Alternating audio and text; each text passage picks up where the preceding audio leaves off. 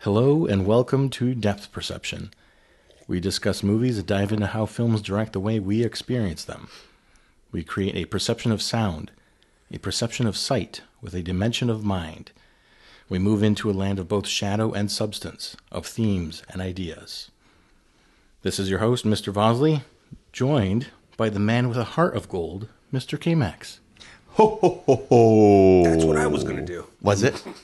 Yeah. And hello. Across from him... Beautiful. One nickel.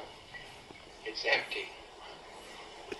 The tinsmith forgot to give me a heart. No heart? No heart. No heart. Tin Man.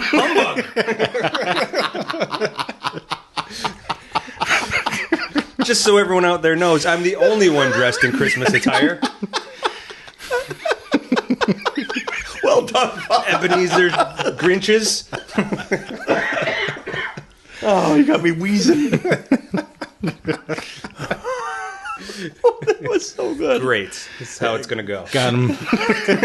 Got him. I'm going home. Got him. Got him.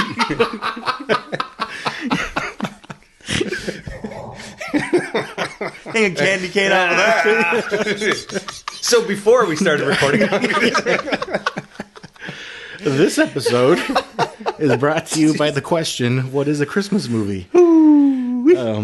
you're all dumb. This is, well, I was going to say this is the episode we've been hinting at for months, the question that eats at our minds, the debate that will tear apart families and friendships, but we've already started it. It's already done. Warming up my car. We are recording from different rooms for the first time. Episode 21, brought to you by the question, what is a Christmas movie? So, I'll start off with, I'll ask you guys, well, how do you feel about Christmas? Oh, geez. Okay. Go ahead, Chris. All right, we'll start with the man with a heart. We'll say Christmas is... Big surprise. Christmas is home. Christmas is happy, family, faith, hope, love. Time to be joyfully optimistic. Thrill of hope. I think about it at a very, very, very root. What my feelings of Christmas are is the birth of a Savior. So much emotion, so much nostalgia. I remember loved ones. And I think Christmas time is a time where my memories get the best of me, for better or worse. And it's just a very emotional time. I love it. I love to feel. I love deep emotion, and on both sides of the spectrum. Rather the good, not so much the bad, but I embrace all of them this time of year. And Christmas is all of that. It's a time to be joyfully optimistic. I like that. I have no arguments. I have no debate for that. Disagree with your feelings. Yeah. How dare you? Very similar. I had wonderful Christmases growing up. We never had any serious tragedies, and I know there's people who have. Mm-hmm. I know my parents had to pull a lot of strings at the last minute to make sure that every Christmas was magical. Mm-hmm. We definitely have a lot of houses we go to for Christmas. So we had 7 different places the last Christmas that we went to. That's a good problem to have. Yeah. That is true. It's true. You know, and I'm not going to complain. I'm not complaining about it at all. The kids always get more than what they need. They all seem happy about when they get it, and I feel like we raised them enough where they're appreciative. You know, they're not like, oh, I got this also at the other house. That's not the color I wanted. You know, like, no, be thankful and grateful. You've gotten so much. And I remember feeling like that when I was younger. I remember not wanting to make anyone upset because of being a spoiled brat or anything like that. But no, a lot of family, a lot of good times, a lot of laughs. It was not as if my parents were stressed or worried about other things, they put all that aside to make sure that we all had a good Christmas. So a lot of family, a lot of laughs, a lot of good memories. I love it. Thinking of others. Thinking that of same others. mindset Yep, there. absolutely. I love that. Be merry. Yeah, I love the idea that you cite that. That's a huge important thing, that the magic of Christmas, we look back at it and we see how much our parents did, how much they did to make that magic. It just wasn't this magical time, arbitrary. They worked to make it happen, man. So once again, if I could say their names, Mr. and Mrs. Henry, Mr. and Mrs. Bissell, Mr. and Mrs. Braley, thank you for making it magical for us. And I mean, you guys are further along the journey than I am with children, but you know, it's doing the things that they'll never know that I did that give me a lot of happiness as well. So, you know, making the magic work that they're not even aware. Maybe they would even have a memory of it, but I'll get to see the results of it, you know, around Christmas time. Nice. Beautiful. I feel like the youngest kid is finally on the, so Santa Claus isn't real? Oh. Wait, Just what? ruined. Is that door closed? Oh, shoot, sorry. And Ben, if you're Little kids are sorry, kid. crying outside the door. Ben, if you're listening, Tin Man's been drinking, so he doesn't know what he's talking about, right? No idea. He's had a little bit of the elf and eggnog. The elf on the shelf has been feeding me these glass cups all night. How are you, Voz? I have nothing more to add. I mean, that was spot on from both of you. But like I said, just being merry with not only close friends and family, but just everyone. You know, you go out somewhere. You know, you're giving everyone a friendly smile, minding your manners, and not letting anger being the first thing that you treat people with. You know, if someone parks too close to your car. Last Christmas, 2 Christmases ago, I went to get stuff to cook for Christmas morning. So it was on Christmas Eve, and I got a note on my car when I came out of the grocery store, and it was like, "Sorry, I hit your car. Here's my info," and it was just like a big scrape on my. So it was a test, but I feel like it was just like, well, I'll deal with that at some point. And, Yeah. you know, so but able to get past it pretty quick. I know if it happened like during the summer or something, it'd be like, Yeah. speaking like Joe Pesci in Home Alone.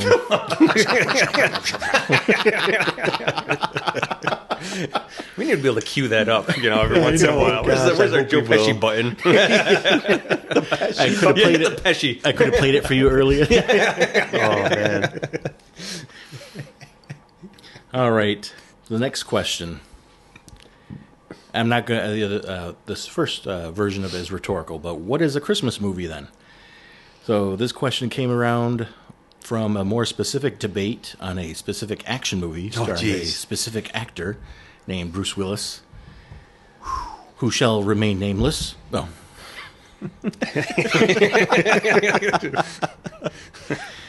And while we will most certainly debate that one, we will also debate the Christmasness of other movies that may or may not be Christmas movies. So what do you guys think so far? I know there's I sent out a lot of movies, and we did you guys have a I was going to Enough wear time my to- ho, ho, ho, now I have a machine gun shirt. My Christmas sweater. I kind of want to make one. I just go buy like a regular Champion gray sweater and just write it on there. There is some, but I wanted one like a Christmas sweater. Like a knit sweater Oh. that has ho, ho, ho, now I have a machine And gun. the reason why it would sell and the reason why it would be funny is because it would be absurd. I thought you were saying there's a lot of idiots in the world. People dig that. The kids dig that Yeah, stuff. there's some novelty to it. I get it. I'll agree. Yeah, it'd sell a lot during Christmas. You're right. It would. No he's lies here for the Christmas no lies season. detected. I just absolutely love it. Now, I want to say this before we go any further into the that particular movie. One of the finest human beings to walk the face of the planet. Her birthday would have been Monday coming up. Her and I had this huge debate. Not just her and I, but her and the world. And she was dogmatic that it was in fact a Christmas movie. And last year, I think I told you guys I did a whole bulletin board saying, "This one's for you, kid." And I made a whole bad guy, not Kaiser Soze, Hans Gruber falling from Nagatomi Tower, and like a snowflake falling down, and he's falling like this, looking up, and it says, "Die Hard is in fact a Christmas movie." And this whole big bulletin board, I did the whole bulletin board. Everybody came in the room, "Mr. Braley, who vandalized your board? Someone says that it is." And I said, nope, that's for the homies right there. That one's a 1 year only thing. And so I promoted it, and kids came by, and they did little signatures on there and like little notes to that teacher friend of mine, you know what I mean? And just it was kind of nice. So it's funny, when I was doing my research and my criteria tonight, I ran it through, and we'll see the results later. I ran it through my formula. Okay. And part of me was happy about it, and part of me was not so happy about what I found. Oh. Yeah. I mean, if the Grinch can change. And you can change. And everyone can change. Me trying to fit in. Wait, was that another Christmas movie was that there. The Christmas Rocky? That was Rocky IV, the most Christmas of all Christmas movies. The most Christmas of Rockies. I'm just going to sit here and be quiet all night now.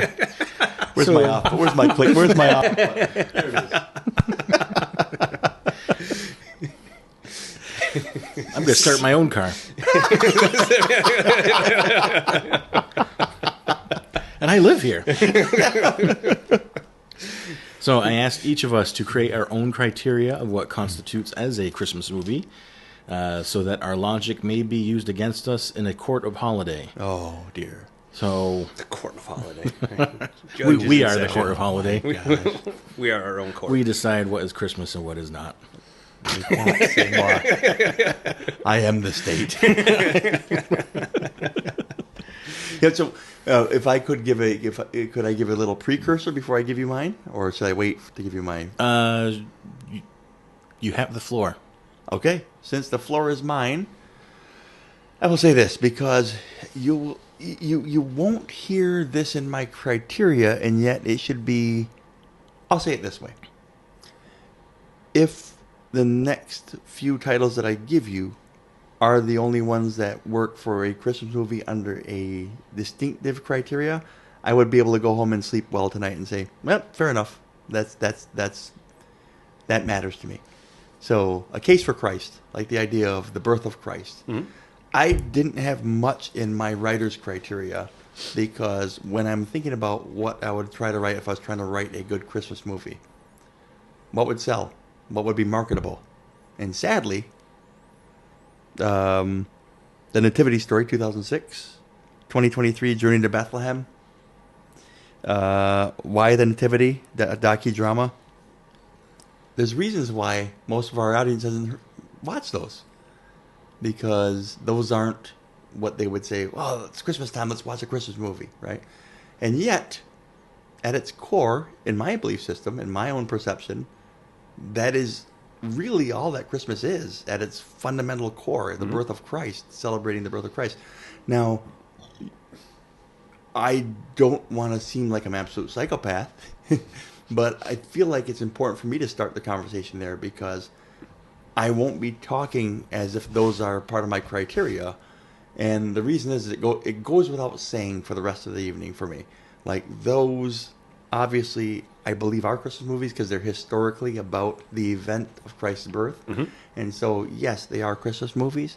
Now, are they Hollywood Christmas movies? Are they marketable, audience-driving Christmas movies? Probably not, except for, like, maybe Charlie Brown's Christmas. Okay. Right? That's a little more... And so you know, asking inspired. folks, that was... that was a favorite of some of the folks that I asked in the barbershop the past few weeks. I asked them their favorites. I asked them some of the questions that we were going to be asking tonight and considering tonight, what they consider a Christmas movie. And then someone, one of them read Luke 2, 8 through 14. You know, when Linus says, "Lights, please," and then quotes that scripture from the Gospel of Luke about the birth of Christ and the angels appearing and those things like that. And I think to myself, before I get into like the breakdown of all the fun and whatnot, it is still fun for me to talk about even like Charlie Brown and those things.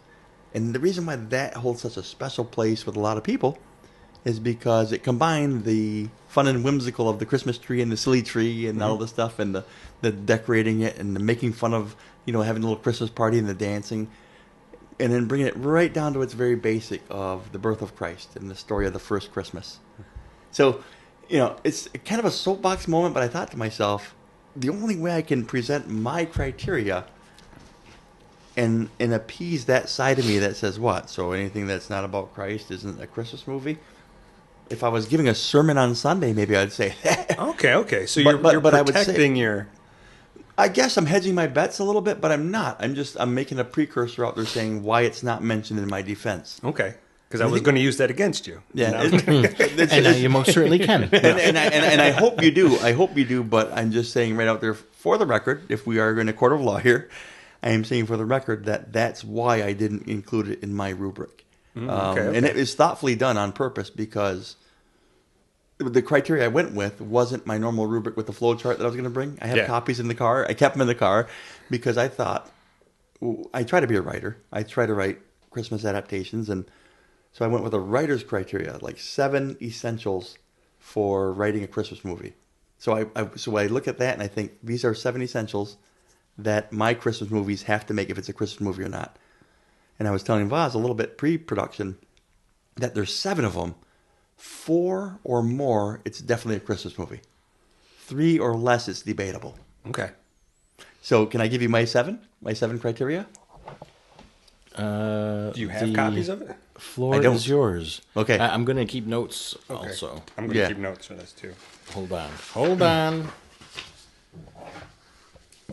Ready. All right. Here we go. So my first criteria is nostalgia. And then I put in there what that means to me is be a kid again. The idea of being a kid again.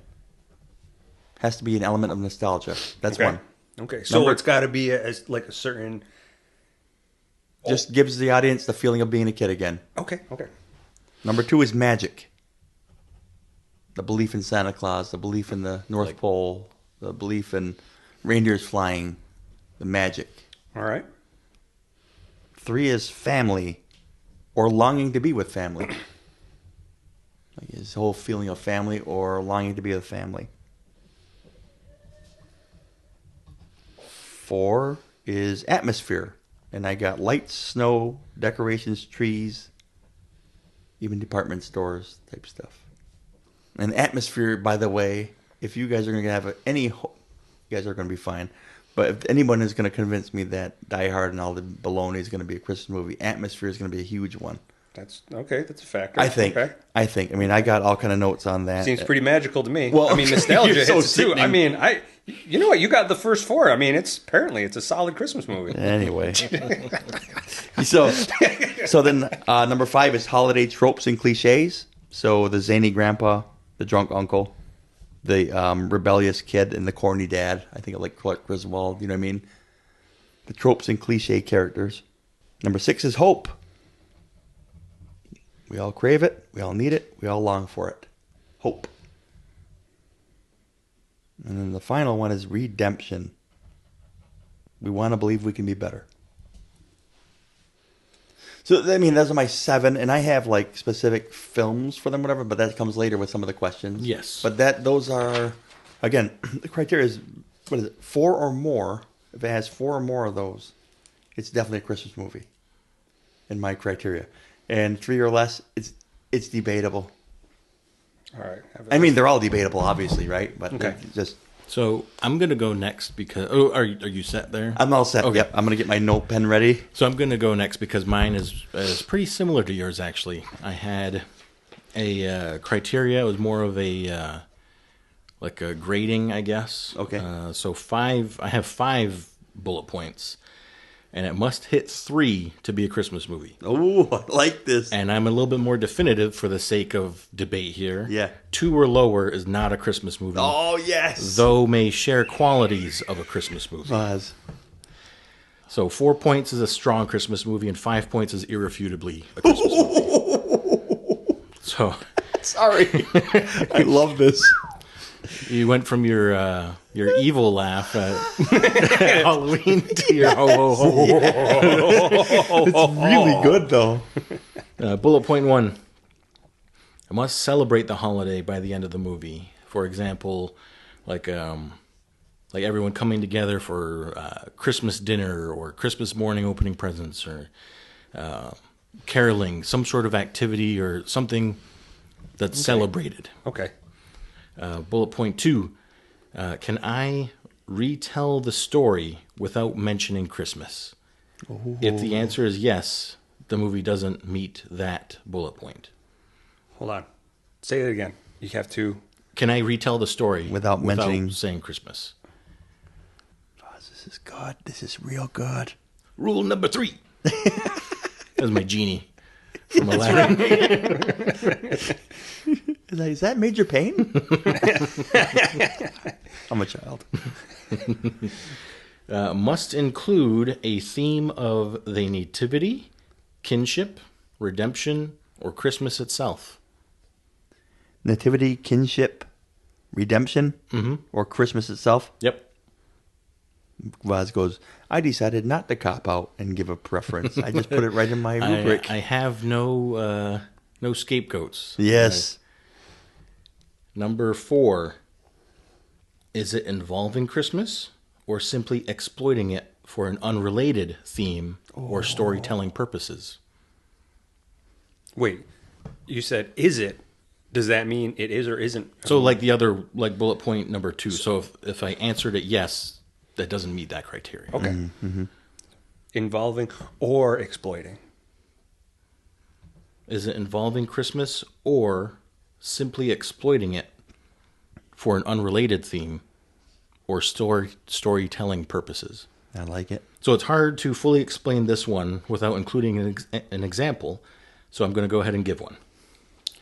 And this one isn't up for debate. I've mentioned it quite a few times with friends, kind of joking, about the movie Prometheus. And it actually takes place during Christmas time. And there's even a Christmas tree. And though there are perhaps countless ways to discredit it as a Christmas movie, I'm going to use this bullet point number 4.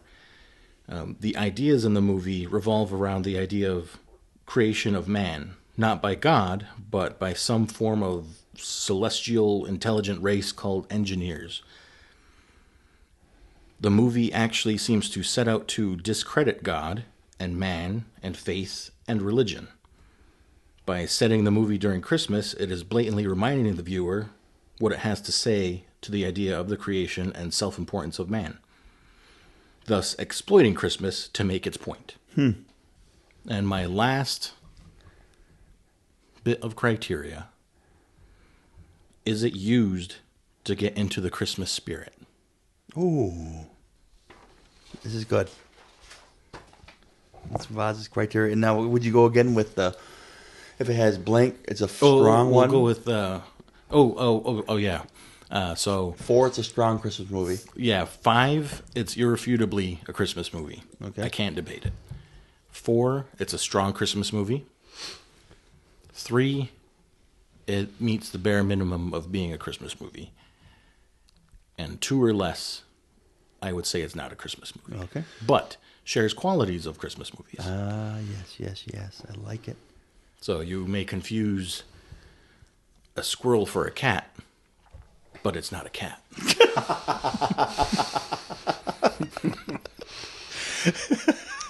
Yeah, they got tails. Yeah, It's going to be tough. You got celebrates Christmas. Can't retell the story without Christmas. It's going to be tough to find a movie that. Man, you made We yours. shall see. Trying to make yours bulletproof over here. That's what they call me. Bulletproof Vaughn. Well, that's why they call me Bulletproof Oz. And now you know. Bulletproof. All my things are It's going to bullet be a points. recurring. It's going to be a recurring name. Machine now. guns. Now I have a machine gun. Tin Man. All right, Tin Man, hit us with your criteria. Simple. Simple. It's Okay, number one. Either simple. Die Hard or it's not. It's fluid and liberal. Hold on. Here we go. Okay, simple, and then fluid and liberal. Don't say it. I know what you're We're going to go setting. Okay. So Christmas. Setting. So around Christmas time. Okay. There's references to Christmas being made throughout the movie. At least a couple. Now, are these verbal or otherwise? Anything you can think of. But it has to be throughout the movie. Has to be mentioned. Okay. And we'll go with some tropes, right? Some Christmas tropes. Kind of the same that KMax had? Yeah, Okay. we're going to go with that. That's it. I like Ooh. it. I like it. That's it. There's something to be said for that.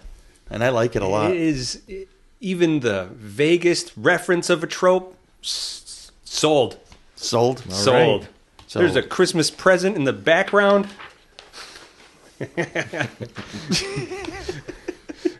This is fun.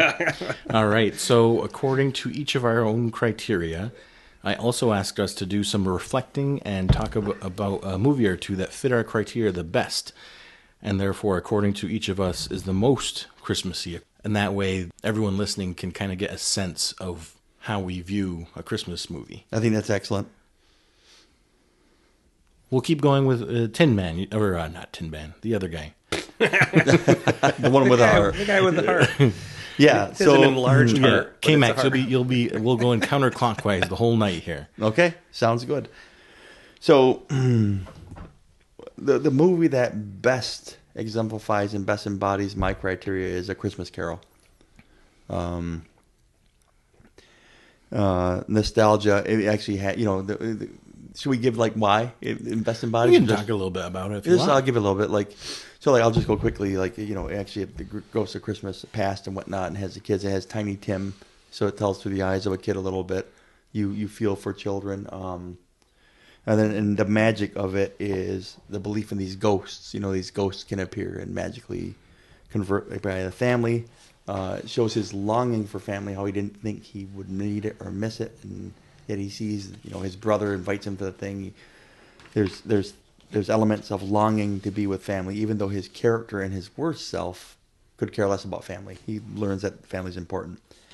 Atmosphere, there are lights, there's snow, there's decorations, there's carolers, there's people begging for money at Christmas time. There's many of those atmosphere, holiday tropes and cliches. You have his nephew. You have his partner, his business partner. You have a lot of stereotypical. Even the people asking for soliciting donations during the bell ringers type. You know what I mean? These. Which version of this one is this? It could be almost any of them. Okay. Almost any of the versions, from Muppets Christmas Carol. I was going to say Muppets. Is one of my... Yeah. I mean, know you- even Mickey's. There's a lot of those. I've watched 37 versions of A Christmas Carol. Ooh. 37. Wow. I was doing a separate little thing for anyway. I'll keep going. Holiday tropes and cliches. Then hope. We all hope for it. We need it. We long for it. He didn't even realize he was missing hope, and what a huge thing it was. And then redemption. I think Christmas Carol is the perfect movie of redemption at Christmas time. Nice. And what Christmas can do for it. So the Christmas Carol is probably my number one, and it's kind of why it meets all 7 of them. Pretty easily. And then I had the Santa Claus with the original one with Tim Allen. Oh dear, and that's just pretty much classic Kris Kringle, classic Santa Claus story, mythology of the magic Santa Claus and nostalgia of the North Pole. Family, even the family relationship, the family dynamic of him, the atmosphere. Santa Claus is all perfect atmosphere of it. Your North Pole. And, holiday tropes and cliches. You have folks, not as many in that one, but there are some. Even the elves, they fit a certain. If I remember correctly, they're regular, younger people. Like some of the elves were young. They're not little. Where are they? Kids. Barnard. Like What's kids. the Bernard. name? Bernard. That's And some of them are like, name. you have the bully one, you have the one that doesn't want to be there, you have the one that's the overachiever, you have, the one that is his right-hand man. Yep. It shows hope and redemption. His character also, you know what I mean? Finding out that this is more than just a job. It's more than just, I'm tired of this. And I mean, I think those two they're not my two favorite Christmas movies, but they embody my criteria, my rubric, as good as any two movies. I like that. All right. All right. So the most Christmas of Christmas movies. There we go. I'm gonna go with The Grinch. The Grinch or How the Grinch Stole Christmas? Jim Carrey's. Okay. Jim Carrey's The Grinch Stole Christmas. I mean, I do like the original Dr. Seuss animated one. Love that one. I do like how much they expounded on his character, made it fun, made it wild Jim Carrey version of it. Because then there was also the animated one that came out recently. Benedict Cumberbatch, I Yeah. believe, is the voice. I did not see that. It was on. I did see some of it, but I didn't see enough of it to really be invested. So I don't know if anyone out there has seen all three. I do like the original. I really much like the Jim Carrey one. He does pull a really fun spin on it, like a wild version of this character, which I thought was awesome. And same thing, a whole lot of hope and redemption, nostalgia, and kind of like Zane. They really brought to life to me in my eyes, like my childhood as what Dr. Seuss would look like in real life, what that would come out to. I don't know. That clearly fits any of my criteria easily. My criteria is very Not only your criteria, but my criteria as well. nice. And I So- believe Chris's is too. I think it's Atmosphere, family, magic, nostalgia, holiday tropes, hope, and redemption. Fits all of that. So that is one of my probably my most Christmassy. It doesn't have. I knew we'd all agree on everything tonight. I mean, the Muppets Christmas Carol is still an awesome, Yeah, it is amazing. and it's not like Miracle on 34th Street. It's a little more like out there, kind of a zany, and it's not It's a Wonderful Life. It's not these movies either. It's more of a fun, wild, as I'm a kid, what I enjoyed. And I thought the movie was cool because you have this Grinch character is supposed to be just a jerk, and because it's Jim Carrey adding his zaniness to it, like, yeah, he's angry at the world, but you could watch him for You could 2 watch more it the hours entire if you time. wanted. Just I'm totally booked up. 3 p.m. I'm wallowing in self-doubt, staring into the abyss. Or the scene where he yanks the tablecloth and nothing falls off the table, then comes back and knocks everything off the table. So that fit my criteria, and I listed that as one of the movies that fits my criteria to a T. Celebrates Christmas. I can't retell this thing without saying Christmas. Absolutely. Includes theme of, Christmas itself, redemption, and kinship as well. They're all holding hands at the end. And it is not just simply exploiting it to make its theme, because its theme is embedded in Christmas. Yep. And, of course, use it to get in the Christmas spirit. Absolutely. The other one I had listed, and KMax talked about it, was A Charlie Brown's Christmas. So celebrates it, kind of gives the true meaning of Christmas. I mean, the whole idea of the movie is Charlie Brown trying to figure out what is the true meaning of Christmas. And Linus goes through and explains it, and you celebrate the holiday. And again, there's nothing that I can argue about it that it wouldn't be a Christmas movie according to my criteria. I was always like, I heard the reference of a Charlie Brown Christmas tree before actually seeing the movie, and then I was like, we can only hope to have Charlie Brown's Christmas tree. Not like it's a huge insult because your tree's really bare, but like it didn't matter, Right. But Yeah. so I'm like, no, it's your tree's so ugly. It's like Charlie Brown's Christmas tree. Like, Thank you. yeah. All right, so I wanted to ask some questions here to get on record and further solidify our criteria. Oh, dear. Questions that are important to have answered prior to debate, I feel. Okay, question number 1. Is murder and killing allowed? Yes. Chris just I mean, looking it's certainly not pensive. encouraged. as Tin Man's answer might have. I mean, the led- reason for the Is it season allowed, was he was coming to die, but okay, I guess. Is it allowed, murder and killing? If you give me 7 seconds, I will tell you if Okay. murder and killing. I sure hope I have a TikTok sound effect on my... Yes. We need a Jeopardy. You need a Jeopardy sound. And get sued. We can just hint like it's a Jeopardy sound.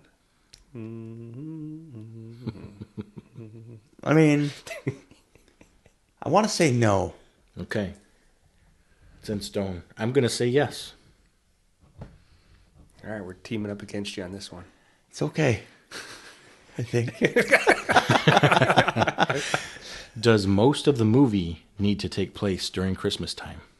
No. Fast and loose, man. I'm flying fast and loose with this one. Yeah, You guys missed it. He just flips a coin each time. I say no as well. Tin Man, I'm siding with you on these yeah. so far. I think yes. Now, when I say we're- Christmas time, I want to be clear. What Christmas time is to me, it usually goes right up until January 1st. Starts at Thanksgiving. Okay. Okay. January 1st of Thanksgiving. Noted. Can Christmas be portrayed in a negative way? Sure. Okay. I think that one we're all in agreement. Huh. Well, fine, no. I'm just kidding. That's actually how he works, folks. I- Keep it in mind. Hold That on. is actually a real thing. Hold on. Can Christmas be portrayed in a negative light? Like for exploitation purposes, like Prometheus or... Whatever you think.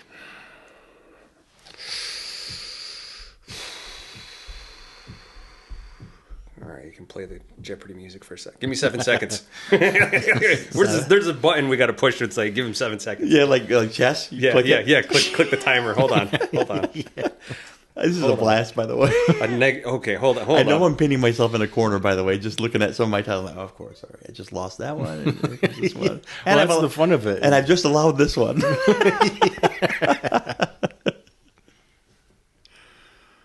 No. Tin Man with the no. That it can't Yeah. exploit Christmas. It can't. No, Well, no. it can't that be portrayed in a negative way. Okay. Because if it Yeah. does, it would be not a Christmas movie. Yes. That sounds like a heart answer. It sounds like an answer rooted in emotion. Call me out. We got a love. You leave my... We got a single love, everyone. Some say Tin Man's heart grew 3 times that day. Tin Man's like 3 times 0 is 0.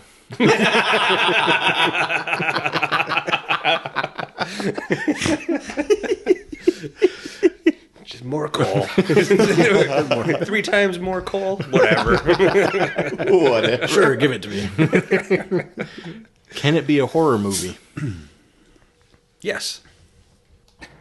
I got to write down. I don't remember what I said. You said that killing's allowed. It doesn't have to take place during Christmas. And it can't be portrayed in a negative way. No, it has to be portrayed during Christmas. Right? I said, does most of the movie Oh. need to take place during Christmas? Most of the movie has to play. Does not have to. Most of the movie does not have to take place during Christmas. There we go. Can it be a horror movie? Now, I'm getting flashbacks to October and horror's versatility. And I'm thinking how we pretty much prove that just about every movie on God's green earth is a horror movie in some way, shape, or form. So that said, I will disqualify every one of my movies if I say that it can't. Certainly one of my favorite ones. Because there's elements of horror. But I don't believe... So here's what I was saying. I'm prepared to defend that my Christmas movies that have elements of horror in them are not in fact horror movies. So no, it cannot be a horror movie. Okay. All right. Gonna Must- regret that. I'm gonna regret that. Wait, well, okay, so Killing Aloud, most of the movie doesn't have to take place during Christmas. What was the third? You said that Christmas can't be portrayed in a negative way. But you did say it could be a horror movie. Mm-hmm. All right, and I think the last question I have to solidify our criteria, must there be snow and or other visual aesthetics, i.e. Christmas trees, decor, etc.? Yes. No, there don't have to be. Like with my criteria, they didn't. If that's missing, that they can still be a very strong Christmas movie. Right, because that would be 6 out of 7. Mm-hmm. And Tin Man, you said yes. Yes. Okay. By the way, there's 3 people that I talked to today that are very much looking forward to listening to this episode. This is the one they've been waiting for. They're gonna, I hope they're... And they encouraged me to drink a lot of coffee. I said, why? They said, because you're going to get killed.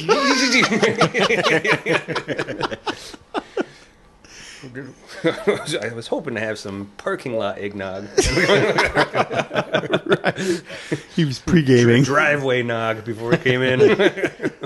So I wanted to go over a list of movies that are funny to remind ourselves of the times they take place in, but I didn't necessarily think they'd be debatable. However, if they're debatable, we'll certainly include them. But here's a reminder for some movies that take place at Christmas time that you may have forgotten. Enemy of the State. Mm-hmm. Will Smith. Donnie Brasco. Donnie Brasco. Oh my gosh. The Mothman Prophecies. That's right. That's right. Castaway. Castaway? Yes. The beginning? The beginning's like during Christmas. These got like Christmas sweaters on and stuff, right? They're going to exchange gifts, right? Jumanji. The Rock and Jack Black one? Well, you know, maybe we might have to debate this one because in a similar way to The Robin Williams one? Okay, the Robin Williams one. in The a Robin s- Williams one. if you can relate it to a specific action movie with a specific actor, the premise starts at a Christmas party, and the action happens from there. Are you trying not to say Die Hard? Because Die Hard's the awesomest Christmas movie? Is that what you're trying not to say? It's just What I will say is Jurassic World also took place at Christmas. Jurassic World. They're all going away. In the very beginning, Which one is Jurassic World? They're at home with their mom in the snow, and they're going away for Christmas break. Which one's Jurassic? Who's in Jurassic World? What's his face? Star-Lord. Okay. Pratt. Is that the first one he's in? Mm-hmm. Okay. So, Star-Lord, it's the redhead from Spider-Man. And the one boy from something else. You know what I'm talking about Yes, either way. I know what you're talking about. Judy Greer is in it. Yeah. It's the aunt. Okay. So, that's the mom. That's so the mom. like I didn't Yeah. think these were really debatable. It's just fun to remember that they take place at Christmas time. Okay. Because they don't. Other than that, they don't really reference Christmas at all. Pretty much but- just think of Die Hard, and that's just right in there. Oh, with it's the rest just of them. Just right in there with these. It pretty much takes place at Christmas time, and that's pretty much it. Fair enough. all right. That was a mic drop. This is a weak jab. This is a weak jab. So I'm gonna preface this with any movies that I felt were not debatable weren't gonna be on here. Like movies that are obviously Christmas movies. So How the Grinch Stole Christmas, Elf, etc. I also didn't put any Hallmark on here because we could be here all day Oh gosh. saying how none of them are Christmas movies. And I tried to pick titles that would inspire debate. And then there was also titles that not everyone at the table have seen. So we wouldn't get a very strong debate if we're missing one or two inputs. All right. Warm up round. All right. Warm up round. Frozen. Disney's Frozen. Disney's Frozen. Disney's Frozen. Not a Christmas movie. I say nay. I second the nay. Let me see what I even gave as a... I gave it a 1 out of 5 on the old criteria. Mine earned 1, 2, maybe 3. 2, maybe 3 out of 7. Okay. So just I mean, it outside was loaded of it, with though. atmosphere. Just outside of it. Yep, just outside of it. You had a snowman. I had a snowman. You had You had winter. you had love and winter and snow and Yep.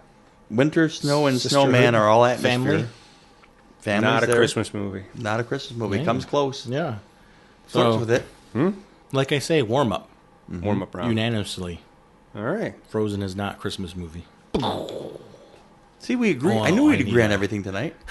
I need a sound effect for when it's not a Christmas movie. All right. I'll leave that space for. Wait, make it again. That's the noise from. Wait, so KMax, I need a sound effect. I'm gonna edit this. So Okay. Oh, where's the I- bells your son had? He's running around with. Ooh, Grab 'em. yeah, go ahead. Jingle the bells. Jingle the bells. It's not that kind of party. Yeah. Who's been a good boy? I should have taken a picture of that right there. I should have taken a picture of that right there. All right, KMax, wait for a little pause here, and Okay. then ring them so that that'll be our sound effect for when Okay. it is a Christmas movie.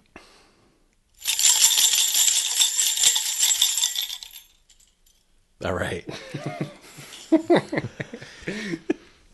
Okay, title number 2 for our warm-up round: Harry Potter and the Sorcerer's Stone. Sorcerer Stones. That's the first one. Yep. This might play a little bit into Tin Man's criteria, though. Mr. Vozly says nay. I say nay. 1 out of 5 again. I don't know, Chris. It's hitting a lot of your what's it called? I mean, it does, but not in the way that. It's like, Not in the way you want it to. not in the way. Hold on, let me say it this way. Then I'll make it simple for you. Then, not in the way that it obviously is intended. All right. So obvious intention is number 8 on his list, I guess. Oh, I thought it would be for any adult, but you have to forgive me for assuming that we were able to comprehend at a 5th grade level or higher. I covered it in my criteria. So, like, okay, so if we said this meant more, so nostalgia to be a kid again. Yep, Harry Potter, yes. Magic, well, it's magic there, but it's not the magic we were talking about, right? Like, it's not the magic that you would imagine. There are there elves in this? There definitely are elves. Family, or longing to be with family, so he misses his family, That right? is true. He misses family. Atmosphere, light, snow. There is light snow decorations. There's trees. Candles, Holiday fireplace. tropes. There's certainly. I mean, Harry Potter is so great because it's loaded with tropes. There's hope there. I mean, Harry Potter is one of these hopeful movies, and there's scenes on purpose to appeal to the Halloween and scenes that are to appeal to Christmas too on there. But those are on purpose for the purpose of the film to give you all these feelings of changing of season for the movie. But I feel like you can definitively say those are on purpose for that purpose and not have it be entirely a Halloween, a Christmas movie. The same way that I'd say that about about like horror. You know what I mean, like, yeah, it has these elements, but the purpose of these elements are not to contribute to it being a horror film. The same way I would say this stuff about it meets these criteria, but it doesn't meet it in a way that is to try to get it to be a Christmas movie. You know what I mean? So it's like the rubric itself, it's definitely a Christmas movie. Ooh, Tin Man. I think it fits mine too, though. Oh, man. Just dump all over yours and then be like, yeah, me too. Yeah, and Wow, yet surprise to me, one. And yet to me though, it's like Yeah, it's but it almost like fits my criteria, and it it fits it, but it's like it's definitely like a slick lawyer would do it. But like the obvious person sitting there saying, "Well, it's certainly not the way it's intended." The filmmaker, like, or the writer, certainly didn't intend it that way. You know what I mean? Like as a writer, if I wrote it these people, I'm like, yeah, it has this in there, sure it does, but that doesn't drive the movie. None of it is to drive the central purpose of the movie. yeah, that should go on our list of things too. Yeah. Yep. But it doesn't. But so it I guess wasn't. it's- But it wasn't there. So, like- I had it meet my. I should kind of go back with each of them saying the gonna go back on nostalgia all of them, must aren't you? drive this, must drive the film. The magic must drive the film. The family must, and just put that asterisk on all of them, and then I'm fine. That I'm a made man. I'll do that then. Edit yours then and Oh, say, we're going to edit them. All right. I mean, or I could just give you 2 like you did and just live with that. It happens I at had night, 3. and there's a red, and the color red's in it. There, I'm safe. Well, I mean, it is a pretty big scapegoat to just include that. Oh yeah, intention is That's because I believe that the amount of Christmasness in the movie is going to be lower than the rest of you guys. Like I can make, if that feels like a Christmas movie, I will not fight you for it. Yeah. I'll let you be. That'll be a Christmas movie to the day I die. You thought it was a Christmas movie? That's cool with me. I'm going to go with it. I'm open. I like I'm that. an open border on this. I absolutely love that. Actually, what a change in perception. yes, We finally got to him, I think. I absolutely love that because So for me, it hit the one bullet point is you could watch it to get in the Christmas mood. Okay. But does it exploit Christmas for the sake of its storytelling? Yes, because it's showing you that's how long they're in class is the full year. So of course you're going to have fall, winter, spring. I don't remember if there was enough. I don't remember the movie well enough to say how many references or how often or if it did reference Christmas throughout the movie. They say Happy Christmas, and there is gift giving. they exchange gifts to get a sweater. And I think there's a Christmas dinner. Oh, so I mean, I guess it hits. Was it a hand-me-down sweater? It would hit 2 of my criteria, I guess. Okay, They exchange, the exchange, I'm in. and there's like a feeling of it too. The film. The spirit, Christmas spirit, just filled this. At least a few scenes of this movie. It's enough for me. Yeah. All right. I wasn't expecting that one actually for you guys to say yes, but it happened. It happened. Batman Returns. I'll go first for a good portion of these because I've already thought ahead and written down my Sounds grade. good. Yeah. That way I can kind of give you guys a little time to go Sounds through yours. good. Okay. Batman Returns. I have 0 out of 5. What? Hold on. Oh wow. So it doesn't celebrate Christmas. No, it doesn't. I rewatched most of it within the last couple days, and it definitely uses Christmas, but that's kind of a lot of that doesn't its hit number theme. 3. No, it exploits Christmas.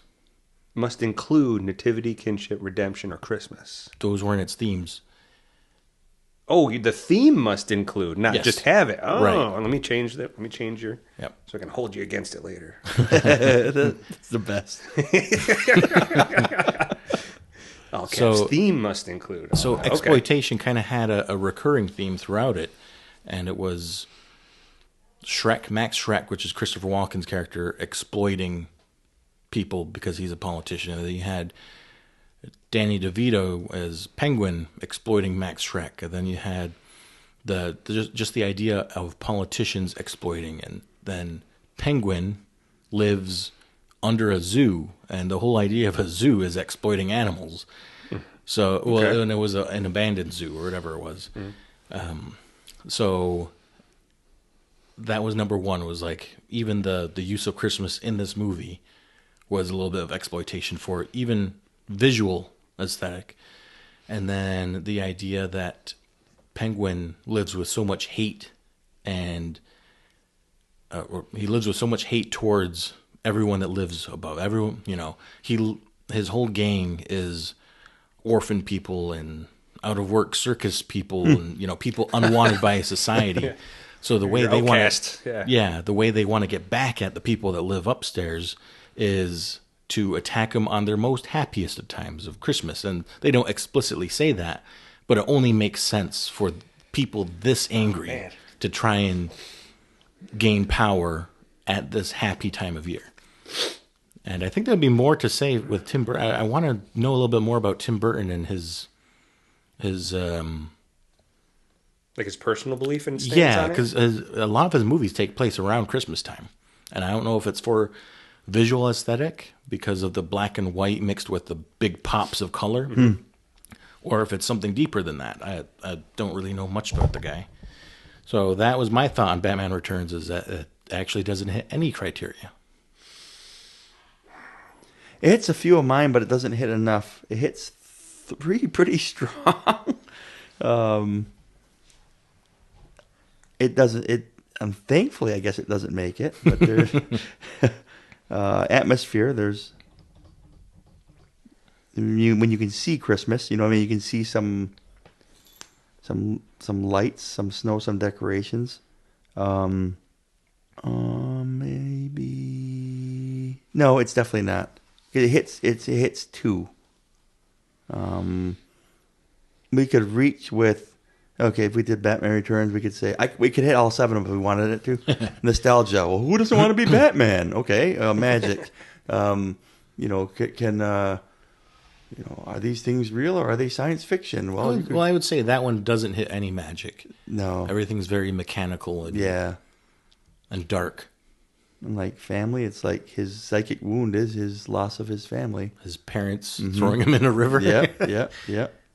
Well, you know what? I don't even think it was longing for family, though. I think it was just trying to get back at them, I guess. Yeah. Yeah. But atmosphere, definitely. I mean, the whole thing is black and white and Christmas. So I'm going through a list of Christmas movie tropes to see if any of these fit. Because if they do... Batman Returns may be a Christmas movie. Holiday tropes and cliches. I mean, Shrek is almost a Ebenezer Scrooge, except he has no redemption. Right. You don't need redemption in my list. He died before he fell asleep for the ghost to come visit him. In my list, I don't need his redemption. Oh, man. The crotchety old... Well, and another... Scrappy granny. I'm reading this list out there. What kind of list are you reading over there? It was a PDF. It's a lot. Give me a second. It's a lot. I have Zany Grandpa. Yep, I got that too. Well, either way, even if you say it might fit mine, yes. It would be a 2 out of 3 for no. Correct. So... And then... I'm feeling the warm-up round already. Yeah, it's supposed to be warm up. I only try to have it get harder as we went along. But well, here's a fun one then. Christmas Vacation. Yes. Yeah.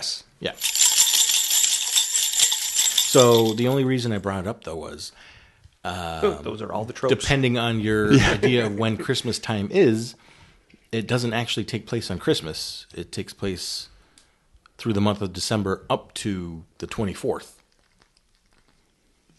Oh. Yep. So the 24th is the last door that they open, and that's when Aunt Bethany comes over, and that's the end of the movie, is when she's over for dinner.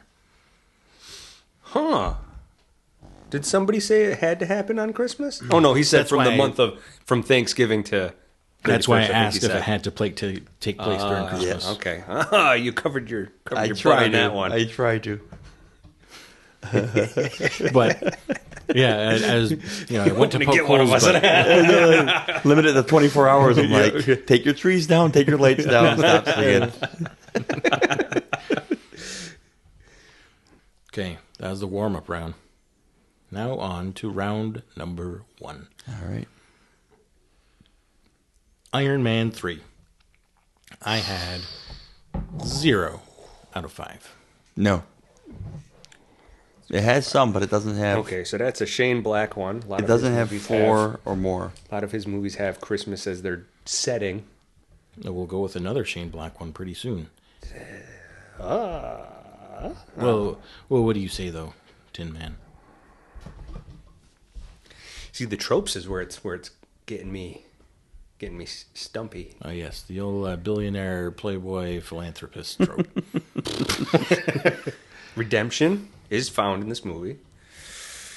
There's Christmas references, Christmas setting, holiday setting, Christmas references. What was your other one? Tropes, holiday setting, Christmas references, and some typical typical Christmas movie people or happenstance or relationship. I'm going to define that as trope. Yes, it's a Christmas movie. Oh, dear. One out of 3. Oh, dear. And I'm calling it. Iron Man Don't need 3. all 3. Iron Man 3. Yep. takes place during Christmas. The classic. Loses everything. It's Redemption. a classic KMax. The classic Builds a Christmas relationship with the young Classic man. Christmas.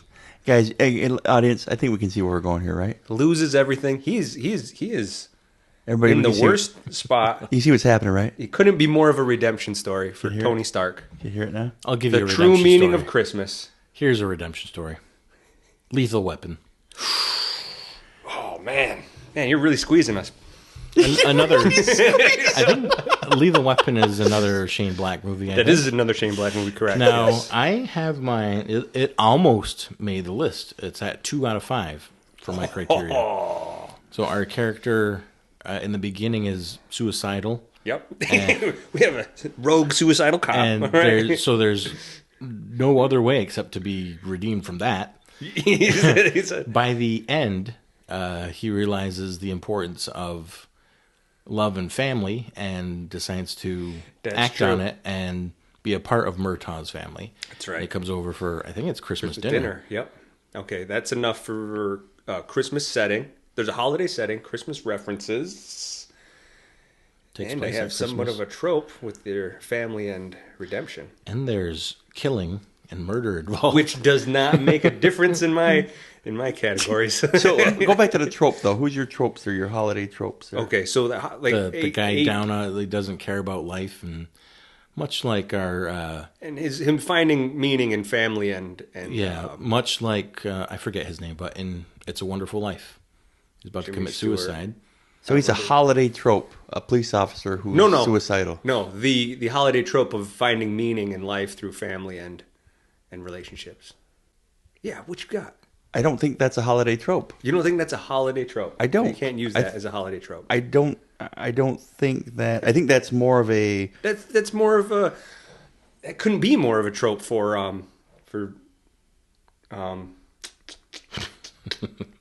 I try to Google trope just to get a definite definition, and it just says a figurative or metaphorical use of a word or expression. I thought it had to be more specific. For Ebenezer Scrooge, it couldn't be more of a.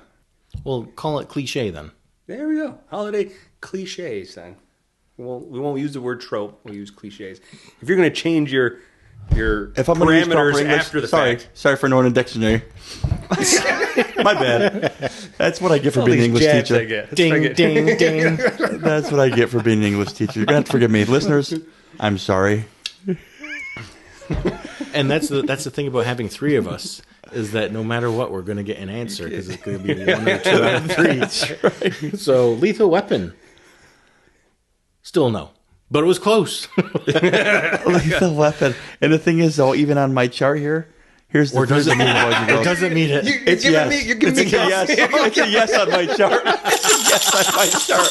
I think it should go. I just want to give James a hard time. You I'm giving me like, grief about this? How's it feel in there? I was just being He's got I contrary. get waves of passive aggressiveness, and I just fold on it. absolutely, and I'm sitting here like this. I got my finger on it. I'm like, when do I say it? All right, I gotta say it now. It definitely meets him. And yeah, it kills me. It kills me to say it. Me too. Then I'm in. It kills me to say it. Now looking at the conversation, I can picture once we said that it was like Absolute You're getting a worst. Lethal Weapon shirt. What's You're getting a his Lethal face Weapon from, Christmas shirt, Chris. You're killing me. how Riggs mirrored. You're getting a shirt that says "I'm too old for this shirt." Gee whiz. On the back just says definitely a Christmas movie.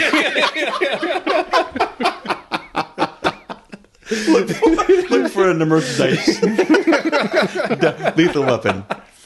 Definitely a Christmas movie. Signed all 3.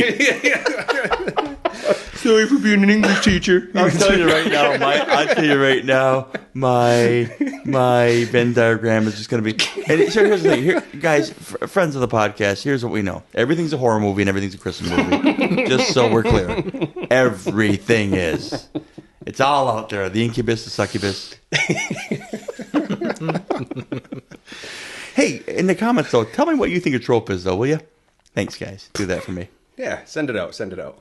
All right. So on a similar wavelength, I guess we got no. Kiss Kiss Bang Bang. Ooh. And Man, is that another Shane Black? yes, it is. Man, you really sticking with these Shane Black Tim movies. Burton and Shane Black. Yeah, Something about Christmas. Apparently, they just write Christmas movies. Or non-Christmas According to movies. Chris, they're Turn totally out Christmas definite movies. Christmas movies. This one though, I had as a 0 out of 5. I guess you may be able to argue for a redemption, but I didn't find that as like a theme though, a central theme. I don't think I need it to be a theme, but I don't know if I can agree with that one. I'm just picturing that guy in the glass case painted like a deer. I'm like, I can't use that as my Christmas decorations. That's Christmas decoration. That's one. Oh my gosh. There's a holiday setting. I don't like that as a Christmas reference. I don't like it. Definitely atmosphere. You know exactly what I'm talking about too. Definitely atmosphere. Definitely atmosphere. I'm living and dying on these tropes with an iffy definition. Yeah. I mean, sounds like any character can be a trope. Do they have a pulse? Oh, he completed a hero's journey. Yeah. Good job. Oh, he wasn't a stale, stagnant character the entire movie. That's good, right. good. He did nothing to affect the plot. Okay.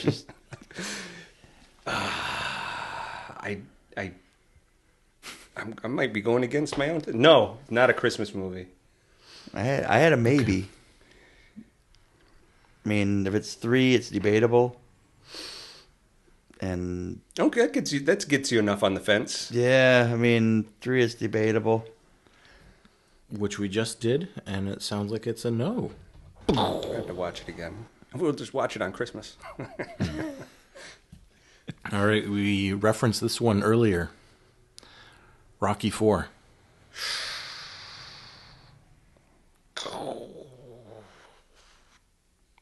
Again, I had a 0 out of 5. Zero. Hold on. These are not ratings, by the way, just to remember. Yeah, audience. that's his my criteria of his Christmas. 5 criteria. This is, I just hate every movie. 0 stars. It's like 0. 0 bullet points. How's that? I mean, not having Christmas in the movie would change some of it, or do you think it wouldn't affect it at all? I don't think it. To me, it exploits its the Christmas. Yeah, but it can exploit. No. If that's what it's doing, Evan, if it's exploiting it for a different theme than what I said. Okay. So this one, like the theme is, if I can change and you can change, everybody can change. It's the togetherness. Then it's using Christmas to enhance that theme. Okay. Oh, so you're saying that it's using Christmas It's as a using- theme, whether it's using it to involve or to exploit Christmas, it's part of the theme. Is what you're saying for your criteria. So it has to be supporting one of those themes that I put in there. Okay. So if it's supporting a different theme, then you're exploiting, like you're cherry picking parts of Christmas. So Christmas just to being a support something topic else. in the theme, whether it's positive or negative. It just has to support whatever theme I put in bullet point number So what's 1, number 2, 4? 3.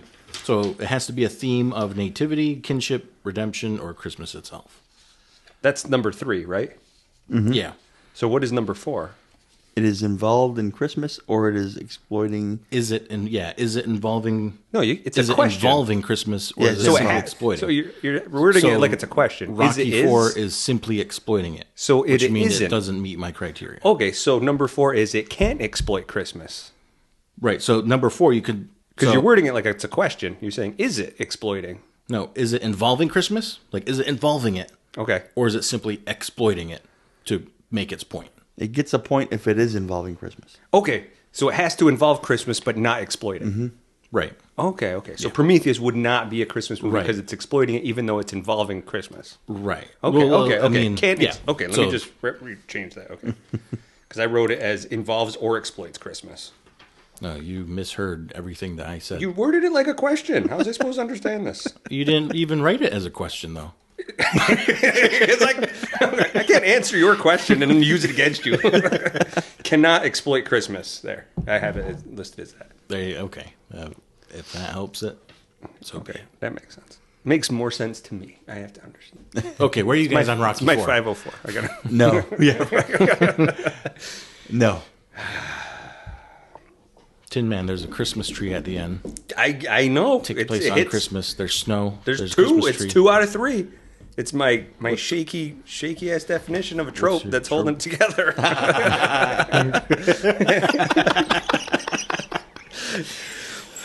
I heard it. Put those bells away. I don't know. It may as well just be yes, it's a Christmas movie is your last. Yeah, right. Yeah, that's hold it together. I'm gonna have to say no, though. Okay. No. Now we watched this one for the pod. Hook. No. Okay. It's a 1 out of Okay. 5 on mine. Oh, it is pretty low. Okay, so Christmas season reference. Father. No, the theme is too heavy-handed on the fatherhood to move it into the Christmas realm. I can't. I mean, that's going slightly outside of my. I'm gonna have to say no. Not a Christmas movie. I mean, it hits nostalgia and magic and stuff. So, I mean, I don't know. Definitely hits nostalgia. And it definitely hits magic. Hope and redemption. You sure, Chris? This is 4 out of 4. Definitely not a Christmas movie. Are you you're not using your I'm own not looking at my criteria, or are you criteria just anymore. making Here's what my criteria went.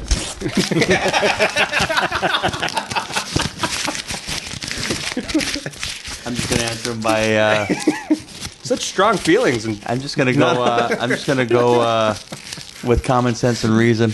oh, okay. So There just we get go. rid of your list Yep. completely. I got Yep, it. Get That rid of the makes list. sense. I'm gonna play this by ear. You're shooting from I the hip am now the Tin Man. I want to see how it feels to sit on the other side of the table now for one night. Wow. And a change of event. We got This is gonna be Tin Man is interesting. dressed in the I'm most. the only one dressed in the most. I He's got a got hoodie quarter hip, with a gangster quarter hood zip. up. So Tin Man's got a quarter zip, Christmas red sweater with nice khakis on. He showered today. I had to shower sunglasses. today. Yeah. I didn't even brush my teeth. We got the new Tin Man.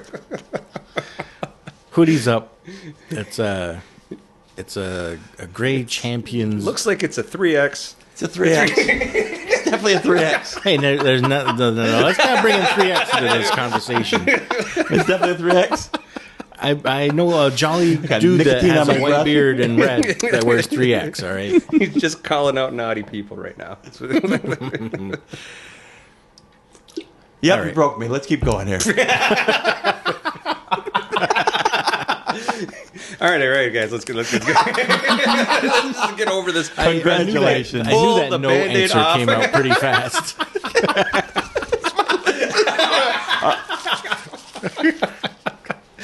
He just ate his list. He just ate his list.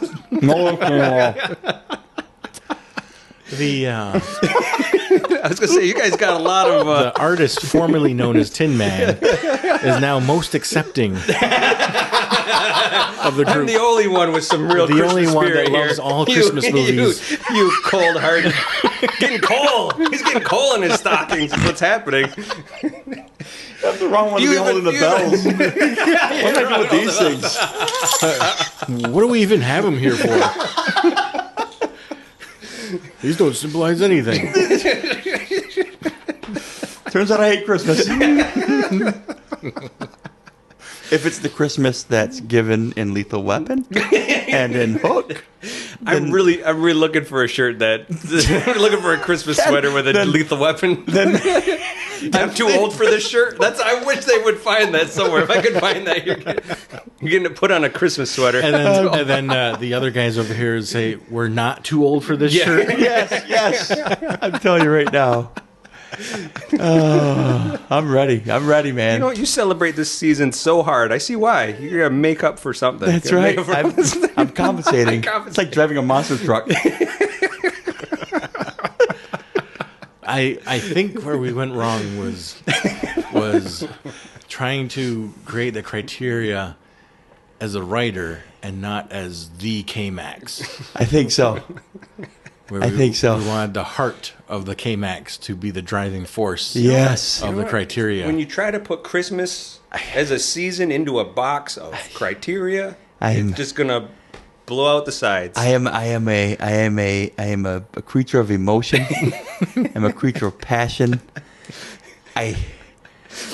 This has killed me more than Halloween ever could. Mother couldn't do it. Freaking Skinnamarink couldn't do it. He's so much on that side now. He pronounced it correctly. Rock your low. Yes. Yes. I mean, let's just keep going with this list here. This is absurd. He's on the ropes. Next one. Layer of the White Worm. Yes, Christmas movie. Easily. Why? Because there's worms and it's a trope. And there's a tree. There's a cross. So that's a tree. So there we go. Obviously. You know what you got now? You got Bill Burr. Let's go. Bring it on. Everything's Christmas. Nothing's Christmas. What Everything does it even and matter? nothing's Christmas. This could be even more fun. Let's go. I want to see how this feels. I'm closing this up. I'm going out of script. This could be fun. People do it all the time. Next one. Send it. Send it. Oh, Let's hear what the man. next one is. I'm ready. I'm ready. Lady and the Tramp. What the hell? 2 dogs, meatballs, sipping on a spaghetti. So much like. I don't even remember Christmas being a setting or So reference. what I'm gonna start to do, because we lost a member here, is I'm just gonna start to talk about these movies. and kind of relate them, because gonna pout. one of the things was, because I went through all these movies and I tried to narrow down what we could talk about. And what I'm noticing through a lot of these movies is that they resemble a lot of Christmas movies. Okay. So you have things like the Santa Claus, where it starts off at Christmas, but then you go the whole year before it ends up back at Christmas. So the majority of that story doesn't take place at Christmas. within your Now, Thanksgiving to New Year's time frame. Now, flash forward to Lady and the Tramp, that starts at Christmas, goes a whole year, and then ends at Christmas to solidify its themes. So I had that one at a 2 out of 5, and it was pretty close. I'm going to have to say no. I don't even remember Christmas being referenced in the movie. She was a Christmas gift Get present, right? from right. the husband to the wife. True. And then she learns to belong with the other dogs outside of the home. Falls in love with the tramp.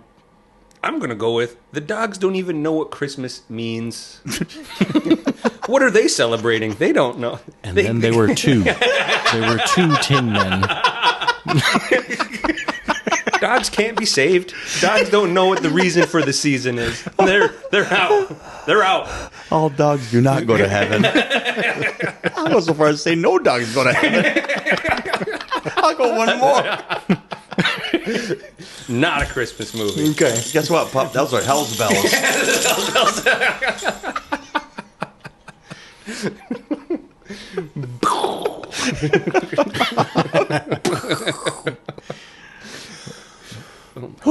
This one's probably a little bit easier. My face hurts. Babe. Mine too. So we Babe. did Okay, go through it, and we mentioned how it was set at Christmas time because Christmas happens and no other time elapsed. So Babe was almost Christmas dinner. there was a Christmas, like Duck. they celebrated. They did had celebrate. Christmas dinner together. There were gifts. There were gifts. The fax machine was a gift.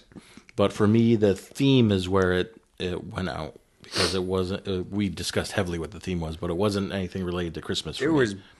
There was little to no. It as applying to setting of Christmas tree, presents, snow. None of that. I think it was shot in Australia, if I'm not mistaken. Yeah, I feel like But the there setting was like kind no, of ambiguous. Either I'm like, way, yeah, but- it was. Yeah, they didn't speak Australian accents, but where are they? Where there's Christmas with no snow? It didn't make sense to me. Anyway, I'm gonna say no. It had a 1 out of 5 on mine. Not a Christmas movie. Doesn't seem like one. He's going with seams now. That's Yeah, I mean, listen, I'm going to be specific. Who could forget about the Christmas cat? I mean, we all know it's a trope for goodness and kindness. I mean, it's pretty obvious. And The grumpy cat trope. there was the wonderful celebration at the end. And in that area of the world, they celebrate Christmas by having a sheep herding competition. We can't be ethnocentric here. Ding, ding, ding, ding, ding, ding, ding, ding. No blows after the bell, fellas. Is this what his students have to deal with? Telling you. Round. I feel like I'm dealing with my students. That was round 1 out of 3. Good gravy. Round 2. And Wait, are we starting round 2? Yeah. Oh my gosh. That was just round 1. Probably should get my list back out. I ate it. Hold on. We got to give KMax time to regurgitate his list. I've had fidelity to this program for over 20 episodes. I'm a broken man. Who would have? That's Well, I saw it not. coming. I changed my rubric 7 times from Monday to today. That's how much I care. And I tried to come up with a rubric that best encapsulated what I believe to be a Christmas movie. And turns out the Dirty Dozen is a Christmas movie. KMax, you forgot one. Teeth. Oh, Teeth is definitely a Christmas Oh my movie. gosh. I thought that went without saying. I really hope that it would go without We saying. don't just watch that with our families on every Christmas. That's not. We don't sit around the With a campfire Yule and put log. it- with a half a Yule log. I'm posting this picture. It's gonna have my tears on it too. Just about the same thing. We whipped the There's tears still up. pieces of carrot left on it. Gee whiz. Here we go. All right, round 2. So this first one's kind of funny because we know a guy. And I don't know if he listens to the podcast, but he's We're gonna talk so much smack about him. So well, he's a pro diehard Christmas movie guy. Watches So it you to get know. in the mood. he has his own. I'm not making him join. I'm not joining sides teams with him. Oh, you But are he- though. I'm not joining. You're locked in, lockstep. Just because So, we overlap a little on this Venn diagram. two-piece in the pod.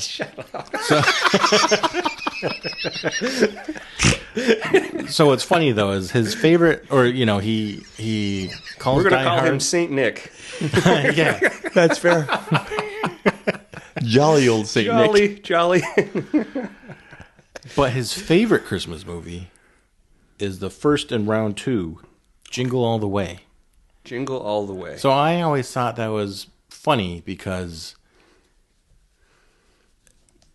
Jingle All the Way to me is like the.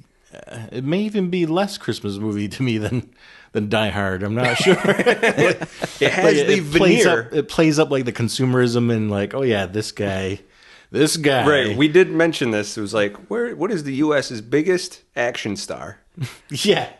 fighting for his wife who's getting Like how who's can, headed out, how can we make a quick buck? I don't know. We'll put who might be Schwarzenegger running off with fighting Phil Hartman. Sinbad. Yeah. And his wife will be borderline having an affair. That's right. So I thought it was funny that he agreed Die Hard was a Christmas movie, but then his favorite Christmas is Jingle All the Way. So I don't know how much I take into Okay, how so- much stock I have in his idea of So Christmas Jingle All the movies. Way, though, has a heavy veneer of Christmas. It still fits my criteria. Oh, I have a 4 out of 5.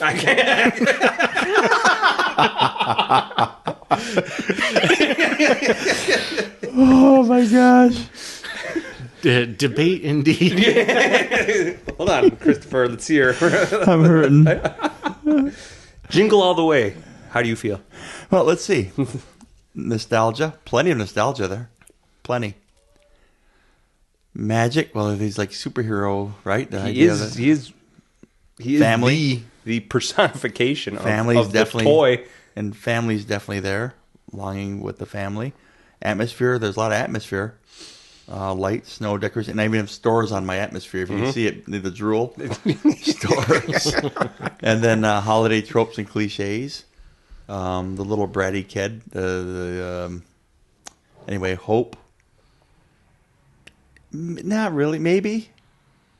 And then redemption. There's some redemption there. So I'd say so It because has- he relinquishes the. it has at least 5 So I'd yes, say 5, yeah. Christmas movie. It does, but like if you were to base it solely on themes Right. behind it, it definitely gets Yeah, it's a little iffy when it like gets to the themes. opposite of Christmas in its themes. List I can put my finger through. I think that's the next one we got. Broken man. I'm just a broken man.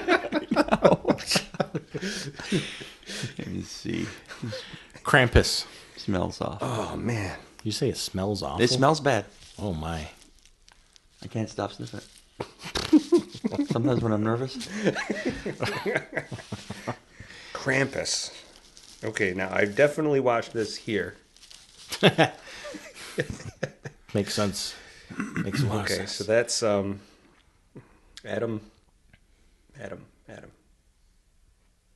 The bad brother from Step Brothers. Yeah, Leslie Knope's husband, Yeah, Nope's husband. Ben Wyatt from Parks and Rec. It's Adam something, right? I think so. Either way. Anyway, So going through my criteria, and this fits the next movie that we'll talk about as well, but not as much. I had it a 4 out of 5 for yes, because so even it though fits. its theme is Christmas, it's this kid that doesn't appreciate Christmas, and so it's like this nega version of Santa Claus Right. and Krampus monster that's kind of reprimanding him for not appreciating Christmas, which is, kind of like tough love. Like, well, you didn't like it. Well, here's what you get. And, so even though it's portrayed like that, I still thought the theme was, appreciation for Christmas. Fitting my holiday setting, Christmas references, and then your theme is even fitting a Christmas reference. I'm going to go with it is a Christmas movie. Murder and killing. Murder and killing is on the table. Trapping a kid in a snow globe forever. Trapping a kid in a snow globe. Still a Christmas movie. Yeah. And also a horror movie. My original criteria, 4 out of 7, but my answering of the questions that a horror movie can't be would be a no. So Tis 4 out true. of 7 is debatable on my little rubric, Okay. and so I've debated it, and I don't think a horror movie can be. According to how you answered the question, correct. And also, murder killing wasn't allowed. Right? Okay. But 2 out of 3 2 out of 3. Means means it is. Christmas movie. Ring those bells. They're not Hell's Bells this time. They very well could be with Krampus. So you figure it out. At home, if you're keeping score, you figure it out. Next one, pretty similar. Kind of deals with the dark side of Christmas, and I think Tin Man. You mentioned it earlier. Not. There's people that aren't fortunate enough to be able to celebrate Christmas or have a tragedy at Christmas. So Gremlins kind of brings that up, and it talks about not everyone, appreciate what you got, but not everyone gets a Merry Christmas in the same way that you're thinking. And obviously, this is going to be a 5 out of 5 for me. Ooh. Gremlins, the first one. Mm-hmm. 5 out of 5. Jeez. Okay. I have seen Gremlins. I've seen it actually like twice now, like here, just watching it with you. And in through the lens that you had kind of repurposed when I watched it with you. And I'm going to have to agree. Christmas movie. I have 5 strong out of 7, possibly 6. So it's definitely a Christmas movie. Okay. Nice. Yeah, maybe I'll talk a little bit about it now, just so we don't have to go through it. So there's a scene that I think is most important when you watch this movie. It's when Phoebe Cates is with our main character, and I think they're at the bank, but she explains why she doesn't celebrate Christmas. And it's, It's heavy. her father got stuck in the chimney trying to pretend to be Santa. And, what she's saying is very dark and not cheerful. And it's kind of the example that's given when you compare that their current holiday is being ruined by the Gremlins. Right. So, you kind of have different viewpoints throughout the movie of people being affected by the holiday and all that. So, but yeah. So, to me, that's irrefutably a Christmas movie because it brings up that. I feel like it's pretty original too. That to bring up that idea for Christmas, that not everyone gets a happy holiday, and to just remember that. But it brings it in a darkly comic way as well, so it's not totally sad and whatever. And you compare that to a lot of remakes of KMax mentioned Christmas Carol, that's at least 37 movies deep. Oh yeah. And you have other movies too that are pretty similar, where It's a Wonderful Life, where it contemplates maybe it's not suicide, but through the journey during the movie learns the value of life and love and Christmas and whatever. You could say that might be the Grinch. He learns it by the end that this is what it's about right here. And so you kind of see that through a lot of different, not just Christmas movies, but other movies, which is why there's a lot of overlap in this debate, because those fringe movies kind of have the same journey. And, that's what you mentioned with the hero's journey and all that. I was like, well, yeah, that's how you feel the warmest, is when you see the curmudgeon become a guy with a heart 3 times the size. Yeah. And so that's why I think Gremlins is so original in being a Christmas movie, is because it brings up that other side. And I think even Krampus, you could say too, because it's a little bit more stern with its message, but it still does the same thing. Like, hey, you need to appreciate what you got, and here's what happens when you don't. So, pretty interesting, I think. Here's one that's surprising, to me anyway, when I went through my criteria. Frosty the Snowman. For me, yes, it gets you in the mood for Christmas, but that's where it ended for me, according to my criteria. So I gave it a 1 out of 5 for bullet points of being a Christmas movie. Okay, because there's not really much of a... There's Santa Claus, sure, but it's not. It's almost like it's Frozen. Right. Frozen. Again, has a snowman in it. Mine's a 4, maybe a 5. Okay. So 4 would be debatable. 5 would be yes. The maybe is but on hope. this side. The maybe is on hope. Is that? I mean, I guess the kind of hope hopes that. the hope you could see was actually maybe with the magician. Yeah. Of his arc of. I feel like that's almost a I'm going to say no, not a Christmas movie. Okay. I thought it was. I don't know if it makes mention of Christmas, though. Like Christmas itself. Yeah. I think Santa Claus mentions, like, oh, if you look under your tree on Christmas Day, there might be. Man, that's a good impression, by the way. Doesn't Frosty say, "I'll be back on Christmas Day"? Well, that's true. So it's not If in you- the if time you go frame of home and Christmas. write, I am not a something 5,000 times. Holy cats, that's spot on. I don't want to say it is. Wow, unanimous. One of the few. I don't want to say it is. So you won't. I'm gonna count that as a no. Time, Christmas tropes, references to Christmas. See, now I don't know how that could not be on yours. See, that's the thing, right? Because the reference in the time frame is not Christmas. It's like near Christmas, Right. And But there is Christmas references, There's Christmas and then references. possibly enough in the tropes. But he'll be back on Christmas, but it's trope not you Christmas could say now. Santa Claus himself, though. Right. True, that's true. Right.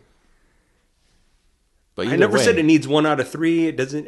No, you didn't. I didn't give a specific. Didn't want to paint myself into a corner. No, you. Didn't want to eat my notes. Yeah, I know. Listen, I'm learning a lot today. But 2 out of 3 of us already said no for Frosty being a Christmas movie. No, he said it was. He said no. No, I definitely said no. Oh, you said no. Yeah. With It 4 had out of 4. 4. Yeah, Oh. it had 4, which is debatable. Okay. I'm agreeing then. Mm. I'm gonna agree. Not a Christmas movie. All right, we got a Even couple- with a Santa Claus and be back on Christmas and snow, but it's I got one that I'm going to mention that's, I got to say, it's going to be unanimously no, but I wanted to bring it up anyway as a kind of a relation where... I changed my mind. What do you change your mind on? I can't. Like everything. I am the Tin Man. Nothing's a Christmas movie. I can't feel comfortable being like, nope, not a Christmas movie on it. Even though the criteria, it hits one of those things. There's enough of it. There's a Santa Claus there. I'm like, I'm going to have to say yeah. Okay. It's fine. I think. You're still overruled. So I wanted to bring up a movie that kind of fits the... maybe it fits better with like the Lethal Weapon, Kiss Kiss Bang Bang argument there, but Girl with the Dragon Tattoo. Oh, man. Oh, So I thought it'd be unanimous. a dark, twisted No. thriller with... But there's snow. It takes place at Christmas time.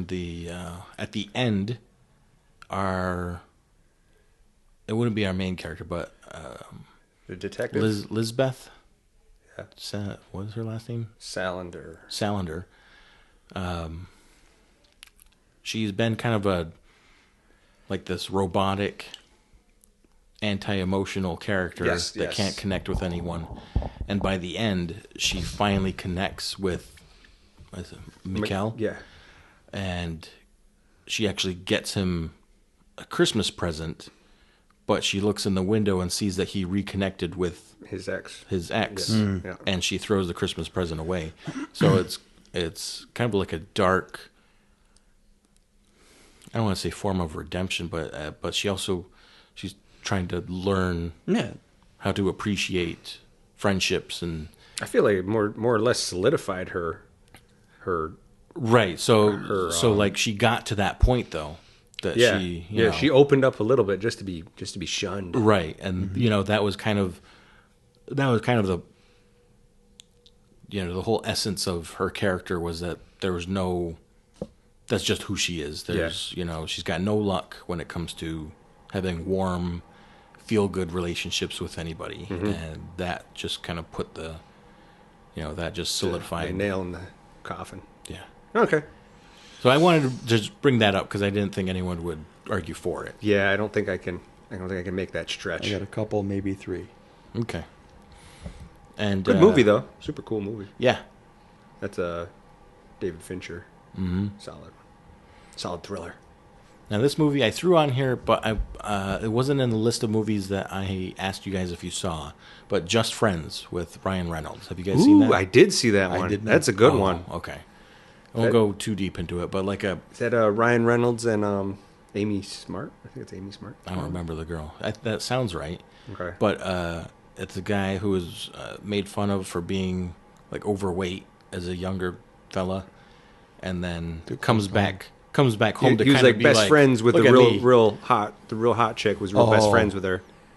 And then when her feelings didn't match his, he went to like Hollywood, right? Was it Hollywood? Something, yeah. He went to like away. Hollywood and became like a big famous hotshot, and I see. came back and he was kind of acting like he's better than this small town in New Trying Jersey. to rub it in I everyone's see. face type of thing, but then reconnects with the girl. And, Unrequited love. And he's all handsome and Ryan Reynoldsy, but he definitely has a but Deadpool-y sense of humor the whole time. Like Yeah. I'm like, oh, this is Deadpool in a rom com. but it fits like the like the same arc where it's this curmudgeon-y fella who something happens and by the end of it is now full of love and whatever. Yeah, So it's got yeah, the I feels. It's got the feels by the end of it. But like I said, I didn't discuss whether or not we had all seen Is it it a decent beforehand. movie? It's a rom-com. I thought it was funny. I enjoyed it. Yeah. It's got a few Yeah, really fun, quirky moments in it. I think that it really was. enjoyed. I think it was decent where, like, both genders could appreciate this rom com together. Yeah. I feel like. Yeah, just friends. If you get a shot, throw that one out there. Take a look at it. Now here's one. We'll see where we get with it. Miracle on 34th Street.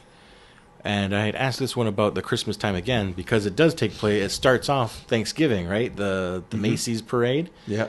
And then the very last scene of the movie takes place on Christmas Day. But the rest of it is within that time frame. I have to make it a Christmas movie. Oh, couldn't fit mine more enough. To me, it was the theme of faith, but not in like a religious sense, more like a belief. Like a hopeful. Yeah, like faith in humanity or faith in good rather than faith in, what your beliefs are, your Okay. religious beliefs. So it didn't meet mine fully, but I think it was like a 3 or 4 out of 5. Yeah. Okay. Yeah. I hit all 7 of mine. I think I hit all of mine too. All right. After a tumultuous warm up in round 1, we've mellowed out in round 2.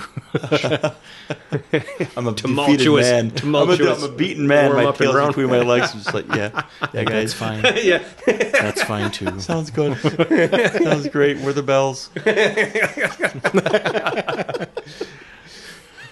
Just ringing them like the Salvation Army. That's it. Like, ding, ding, ding, ding. Shame. Those are Shane bells. That's what they are. That's what I'm wearing right now. Shame. Shame. So What's wrong with you, Chris? I cared too much.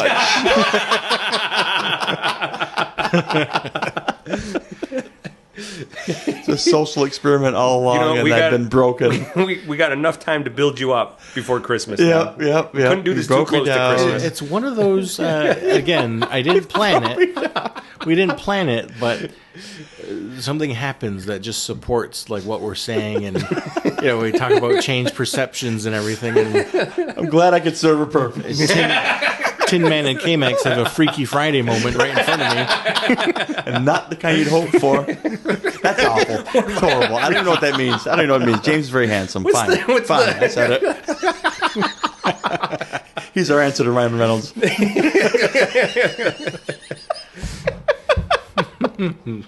Just trying to say, what would my life be like?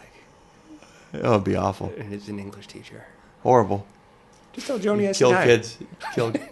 Kill kids. You'd kill kids. First lesson, one of them. It's like what a one kid trope that would make isn't. it through the day. All right. You would hate it. You wouldn't be able to play defense. You couldn't jump or move or run. You just fall over yourself all the You just time. reach at people and try to slap them. You're like, that's really the best I can do? The feet shuffle. I can't even make a inside. layup? What's wrong with my feet? All right. We got our final round of debate. All right, last round. Thank the Hit the Lord. bell. Thank Hit the you, bell. Lord. Thank you. First one. We may all three be able to get behind this one. All right. I don't know. Love Actually. Love Actually. I have it a 0 out of 5. 0.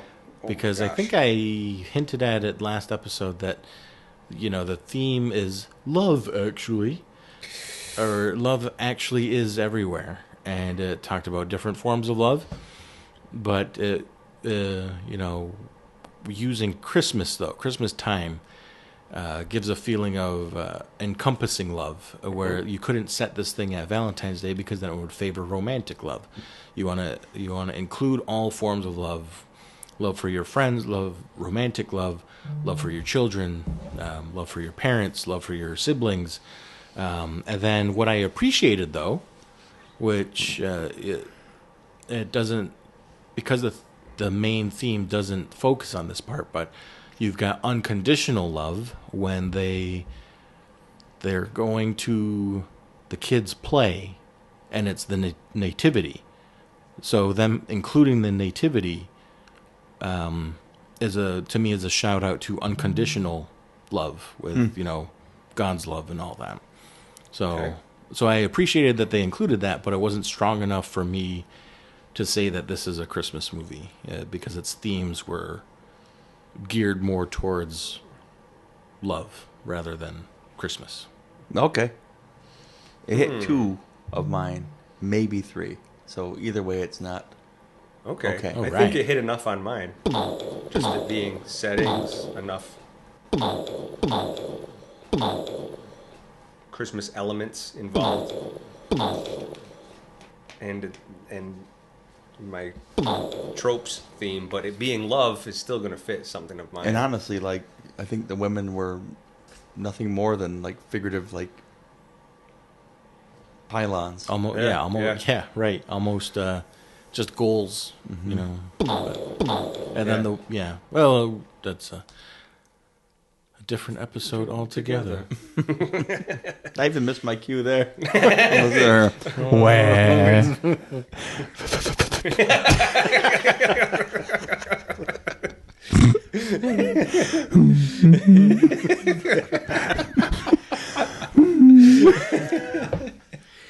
Here's one that I didn't ask you guys if you saw it. In Bruges. Have you guys seen? I have seen In Bruges. So I'm pretty sure that takes place on Christmas as well. I don't remember enough of the theme, of not just the themes, but like the references behind it to say it was. Off of what I remember, I can't say it was. It was an odd movie though. It's not quirky. It was a quirky one. Monkeys. No. Nope. No, it was Colin Farrell. Colin Farrell. Nope. I actually have been in Bruges before, in the same like castle town and stuff. A Gothic castle? It's very Gothic. For any Arrested Development fans out there. Development fans, yeah. Castle? The Gothic castle.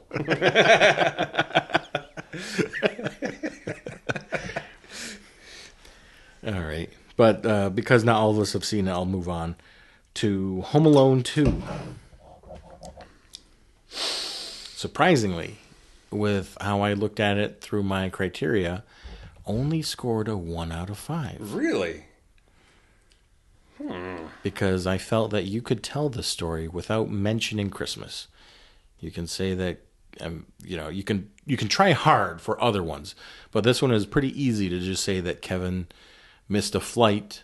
His family was going to Miami. He ended up in New York, and the people that he put in jail in the first movie have found him and are coming after him. Right. I have a yes. I have 5 strong, maybe 6 out of 7. I'm going to have to say yes. I have, those are like 2. 2 out of 3. That's enough for me. 2 out of 3, enough for me. Because I like Christmas. Not like the guy across the table. I enjoy myself, and I enjoy what it... If anyone else feels that way, I'm all for it. I'm broken. I don't know who I am. I'm not even hungry anymore. Who is this guy? Who is this guy? No heart, no stomach. I'm Chris. Just the shell. Just the shell. Yep. Next one I have is Eyes Wide Shut. Now, It's going to kill me. This is the final blow. So I just watched this one today because I wanted to make sure that we discussed it. Because I remember it kind of being a big thing, like, oh, it's the Christmas movie of the year or whatever. What? In 99. In 99, people were... That! Who said that? But People. Helen Keller said. But Using all her senses. That's not nice. So I wanted to discuss it because it's another movie to me that... James loves that I'm so broken right now. I love that we're going to just use... I've only been looking at your criteria and trying to hold it against you the whole time. I know. Like, you know who else thinks this is a Christmas movie? That guy over there. So I just watched Eyes Wide Shut completely for the first time today. Other times I've seen scenes of it, but didn't really pay attention. But this one for me exploited Christmas. And before I watched it, Tin Man, like, he looked up something on it, and he said that the setting of the movie was changed by Kubrick to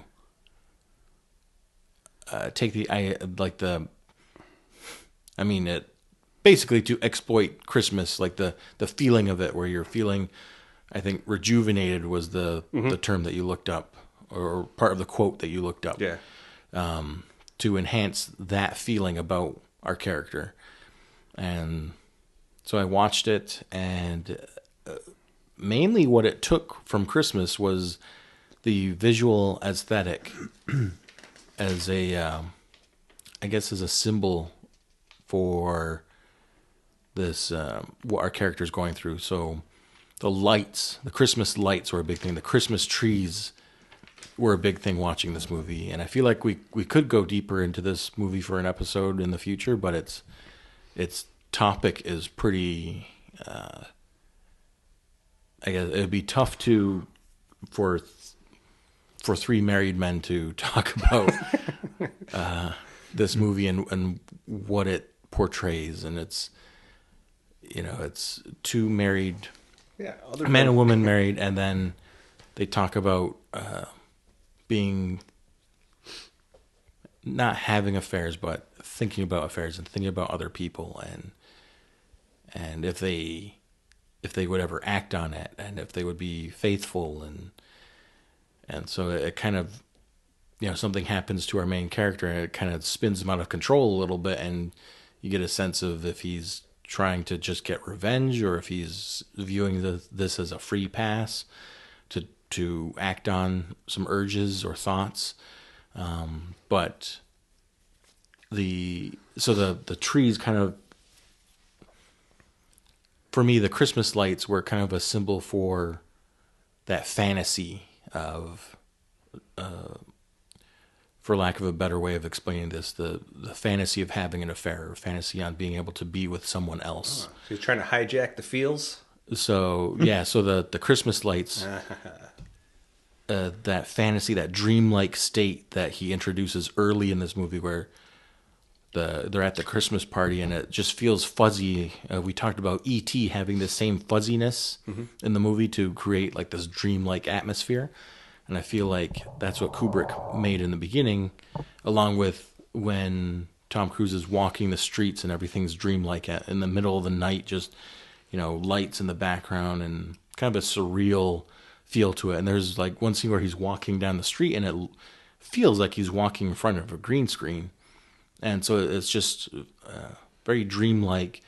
And when I connected that with the Christmas lights, like, to me, the lights were this fantasy that was engulfing this tree. So like, it's this, the tree is simple, but when it's engulfed by this fantasy, like the lights, it becomes something else.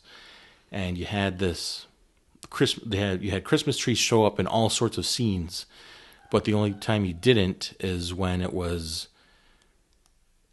the threat was real for him to act on the things. So when he's at the Eyes Wide Shut party, there's no Christmas trees in there, and even while he's there, the woman's like, you're in terrible danger while you're here, as in like, hey, you may act, like, to me it was very thinly veiled, like, hey, you're in danger of actually acting on these fantasies. Like the slippery slope is, yeah, right, you right got to here. get out of here. Okay. And so there's that, and then at the end, towards the end, when he's at the one guy's house and they're at the pool table room, there's no Christmas trees there either, because again, it's no longer a fantasy. It's hey, I saw you at that party, like, I'm a little worried for you, and like, so that's what I mean by exploiting parts of Christmas. So it can't fit into this category, at least because it's using it as exploitive. Yeah, it's using parts of Christmas. Exploitative. explosion. Is that what you meant? But it's English teacher. Is it's this exploit? How do you exploit? use it for your conjugate this? personal gain. So Exploited. it's using.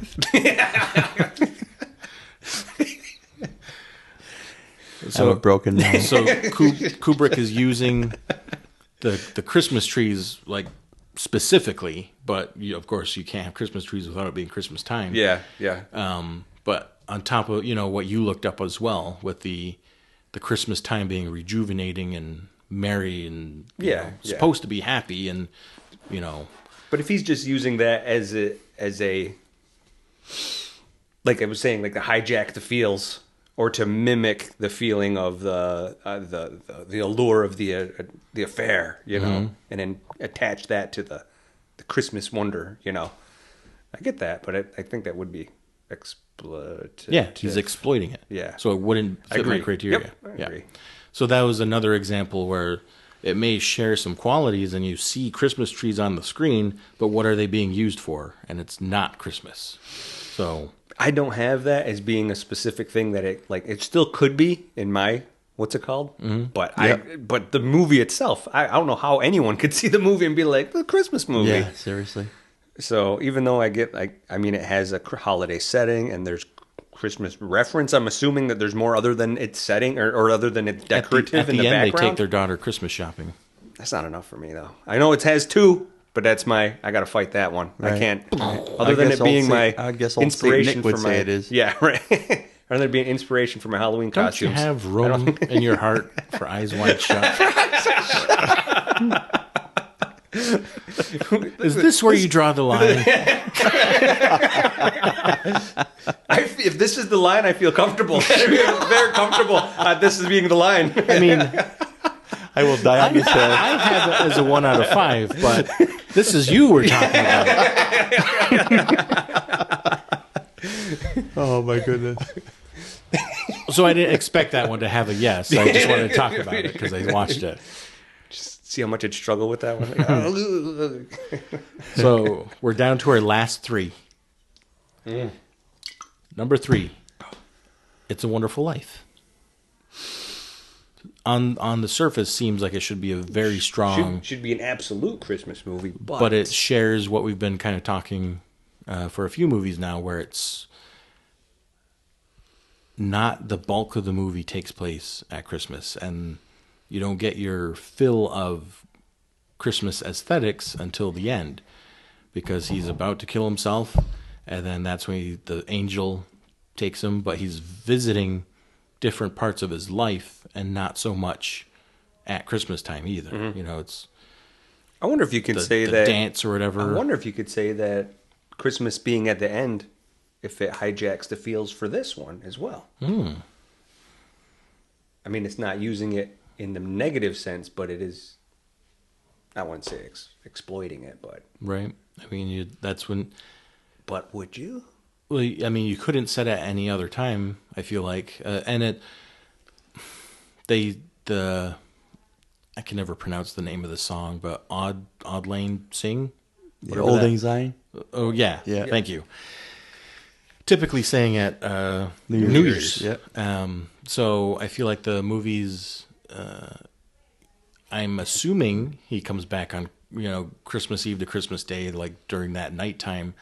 But when they sing that song is more for like renew, as in yes, it's George, right? George is the name of the main character. Yep. So George gets this Bailey. renewed view of his life and how positive an influence he has been, and stops focusing on the negatives of his life.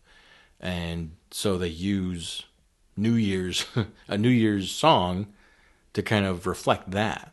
So, I mean, is it exploiting Christmas for that theme? I mean, maybe you could argue that. But I still had it as a 4 out of 5 on mine. So surprisingly, not the strongest Christmas movie by my criteria, but still a solid Christmas movie. Yeah. Yeah, I agree. It's a Christmas movie. Had all 7 out of 7, but 6 strong. 6 out of 7 strong, but had all 7. Okay. Yeah, it fits mine too. Yeah. Back to back, Eyes Wide Shut, and Yeah, It's a Wonderful Life. What? Only in this podcast do we put these movies. Tell you right now, man. You wonder why I'm broken.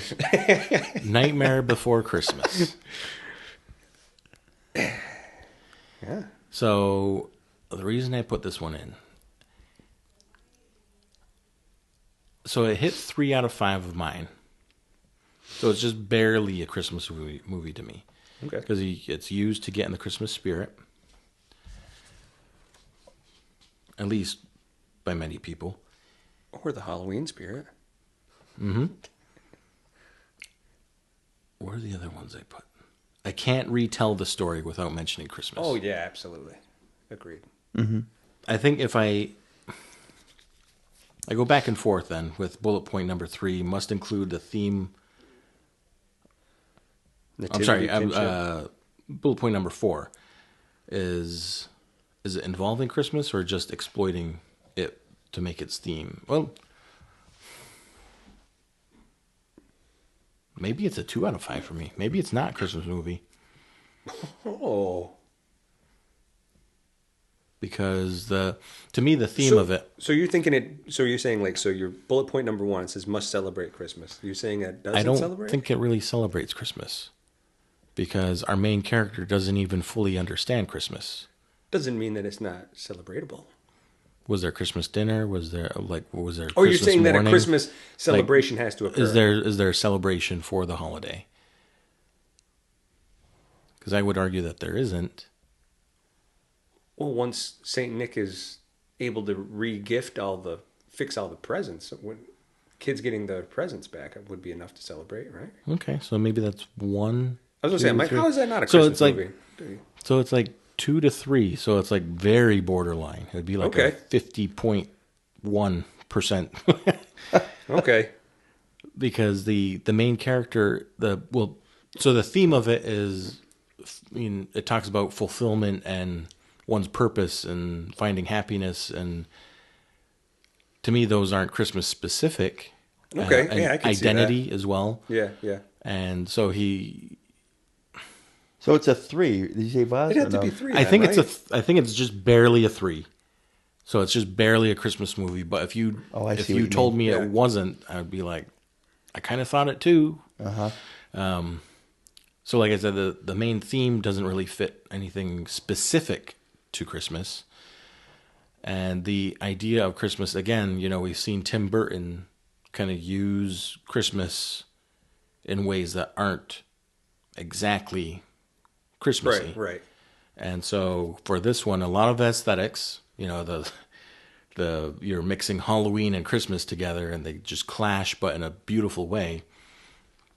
But because our character doesn't even really know what Christmas is about, like he's riding a coffin led by skeleton reindeer, dropping monster gifts into people's Yeah, but he homes. doesn't realize it for most of the movie. Well, that's the idea. Yeah. And so the big revelation is like, oh, this is what Christmas is about.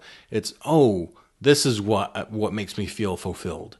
And so he finds fulfillment and purpose and identity within his own world. And he doesn't really need Christmas. Like he doesn't need to change identities. Okay. He doesn't need to so be he involved. might be exploiting it for his own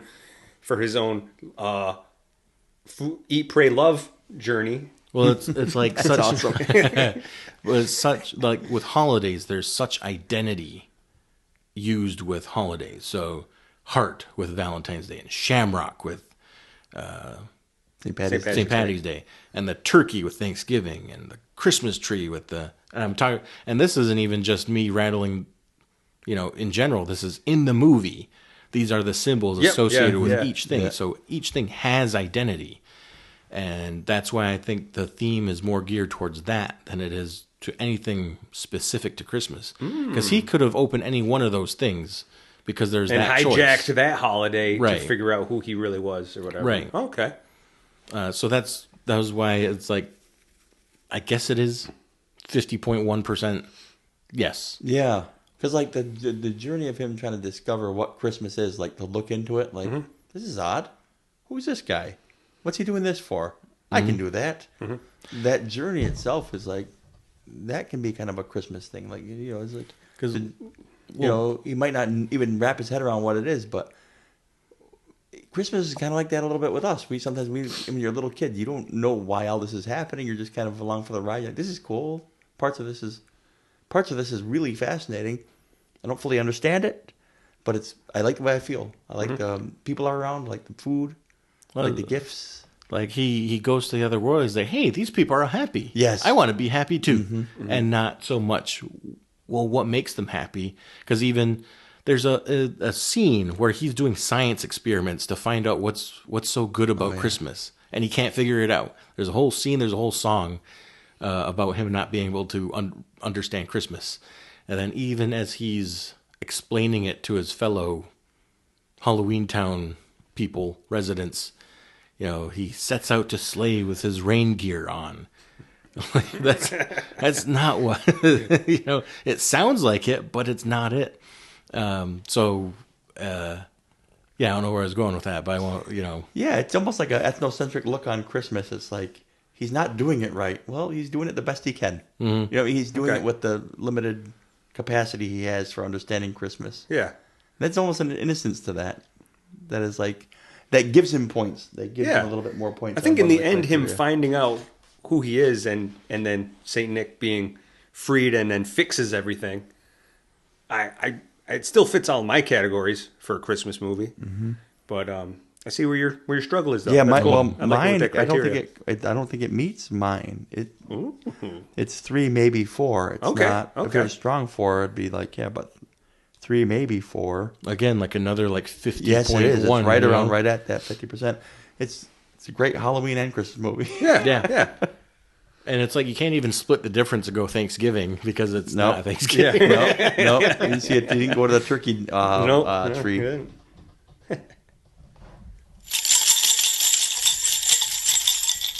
Okay, our last one, the big kahuna. Die Hard. Die Hard. Woo! That's gravy. That's No, I'm not doing it. It won't withstand 2 crumblings and certainly won't withstand me eating it again. So many jokes. Oh my goodness. It's Christmas. Die Hard. I have 1 out of 5. Hold on. Let me see. I'm going to go. Hear that, St. Nicholas? 1 out of 5 in your face. That's not me. That's Voz saying it. Theme of redemption is included. That's 1. No. Yeah, it clearly is. I had him trying to restart the fix his relationship with his marriage. Yes, I wouldn't call that redemption. You can call anything redemption. You can call anything redemption. Yeah, I guess so. All right. Well, it's not exploiting Christmas, so that's 1. To me, it was just a. I guess he's going through a journey to reconnect with his wife, and the terrorist provided a physical way of showing us how difficult, how much wrong he did. To understand a woman. How uphill his journey is going to be to get her love back. It's like, well, they'll speak different languages. Did you kill all the bad guys yet that have machine guns? No, okay. I'm going to go to someone else. I'm going to sign those divorce papers. Use a different last name the entire time until. So I think the only bullet point it hit for me was, and not even my own, but other people use it to get into. So there's clearly a Christmas celebration happening. What I call an office celebration. Christmas party? An office Christmas party? Not celebrating Christmas? Is the party on Christmas? See, an office Christmas party. Splitting hairs here, man. That's 1. Well, okay. Even if I gave you that one, that's 2 out of 5 and still not. I'll take it. I'm okay with that. A little victory. James one is year the at a perfect time. person to play this role today. We went from no to no. He wore his Christmas sweater on purpose. It's like the worse than Krampus. Yeah, worse than Gremlins. Oh, so I Emily, he's definitely not Definitely not a Christmas movie. Oh yeah, what do you have for your criteria here? It's not a Christmas movie. Not being a kid again. There's no magic of Christmas. There's no magic. Nope. There's family. The idea of reconnecting with his wife. I guess I could go so far as to say that. Okay. Right. Yeah, That was, There's definitely atmosphere. I thought about that Agreed. like a loose Agreed. Yep. family. There's two of them, And that's it. 2, maybe 3. Not a Christmas movie. Good. No hope in that. There's no hope. There's no hope. No. No nostalgia. You got no family. No youthful ties to watching the movie ever. Jeez. Clean I feel sweep sorry it, for baby. you. I feel sorry. Clean sweep it. Clean sweep it, James. Do the right thing. Oh, you do the right thing. Do the right There thing, couldn't be man. more of a holiday setting. Christmas references. That's enough for me. It's a Christmas movie to the day I die. However, Ho ho ho. Majority- Now I have a machine gun. majority rules. rules Depth perception has decided has 1 out of Hard. 3. not, nay. not a Christmas movie.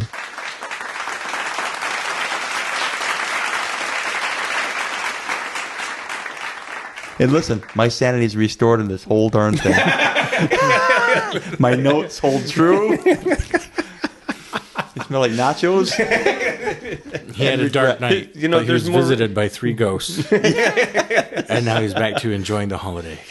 I am back. You know what? You guys could have said. Bruce Willis himself said it is not a Christmas movie, though the writer-director John McTiernan said it was. And yeah, So you guys can fight it. You guys can say it's not all you want. The fans out there, they know the truth. This guy with 3. Oh yeah, it's a trope. Don't worry about it. Don't bring up my They rang some shortcomings sleigh and hold bells. it against me. Oh yeah. Hero's journey.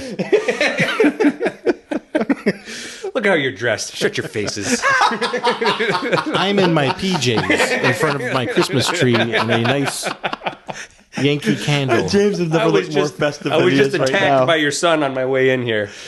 Karate kicked me as I came in the door. He knew what you were going to say. So, were there? What an arduous podcast this was. I'm not even going to ask you guys for any other suggestions for movies to discuss. No, that's enough. So I had fun tonight. Yeah. I had a blast. I'm doing James's thing that he goes. I've been doing that all night over. You're like, edit this in post. Take this out on Cut this post. out, cut Give this me out. 7 seconds. Give me, yeah, where's the Times 7 seconds? 150. So We need a button for the 7 seconds, though. Just like, hold Seriously. on, and hit a button in just 7 seconds. 7 seconds. I like that. It's perfect amount of time. So I hope you guys had some sort of fun in No, it this. was a blast. But in the spirit of depth perception, I shall James was like, admit. no, you didn't.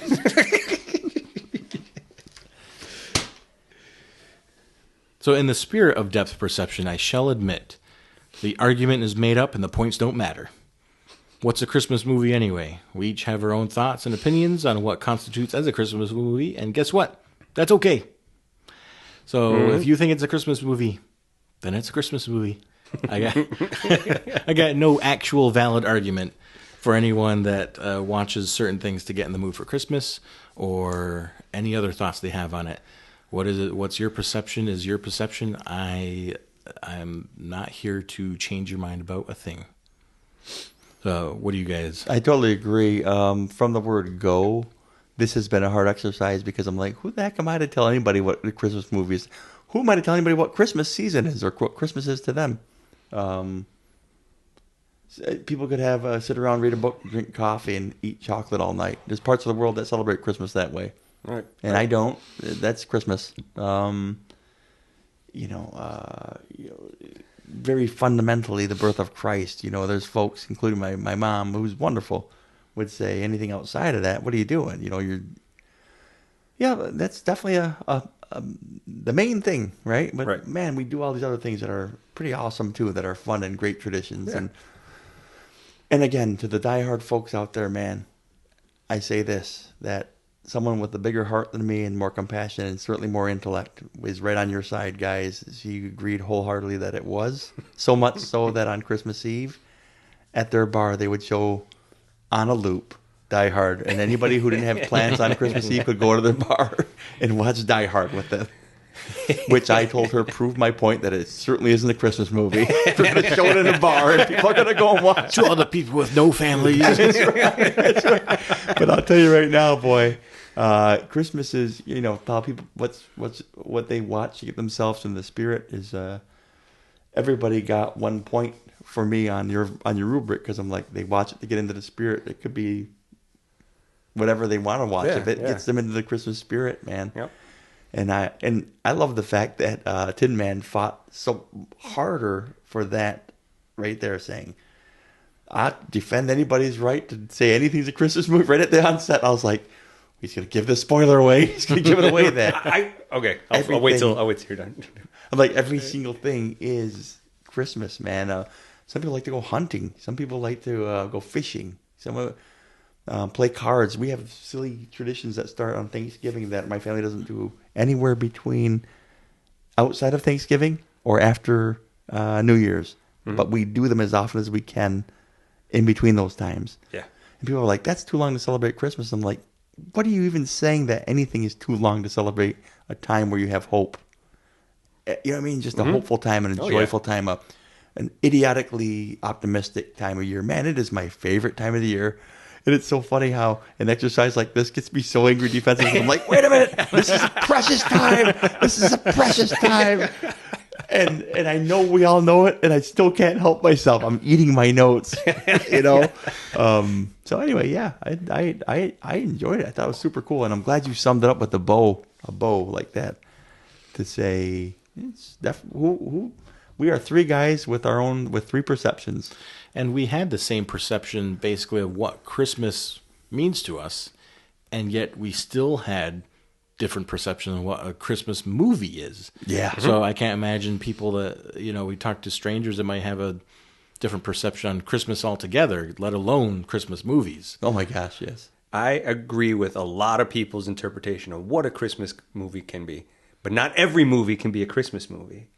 And I still think we could debate. Eyes wide shut. But I think any movie could be a Christmas movie. We'll say that. Mm-hmm. Yeah, I mean, for all we know, there's someone that may have watched a Predator, on Christmas Eve with their parents or something, and maybe keep that tradition alive. Some unconventional thing where they're watching a movie around Christmas time. I have a story that relates exactly. I was talking to a good friend last night, and she said that I asked the question, favorite Christmas movie, because I like I said, at the barber shop I asked and was having a conversation on the phone, and she'll know exactly who this is. She said, you're going to think this is weird, Finding Nemo. And Voz is exactly what you said. There was a time watching it after the kids were to bed, and she was at her parents' house for Christmas Eve, and they happened to watch it, and something significant happened, and now her favorite Christmas movie is Finding Nemo. She was, and let me explain. I said, you don't have to. Yep. Because we all know why something's precious to you. It was attached to the season, and it's forever right there. Yeah. And it's just because it's precious to you. For some How many of reason us or got another. DVDs, for Christmas, and it was just like, hey, let's just throw on one of the movies we got for Christmas, and it'd be a fun movie that everyone because all the family's there, all the presents are all around, and the kids just happen to play. Well, hey, what's on? It's that movie we got from our aunt. We're throwing it in because it seems like it's fun, and it was one of mine hit the spot.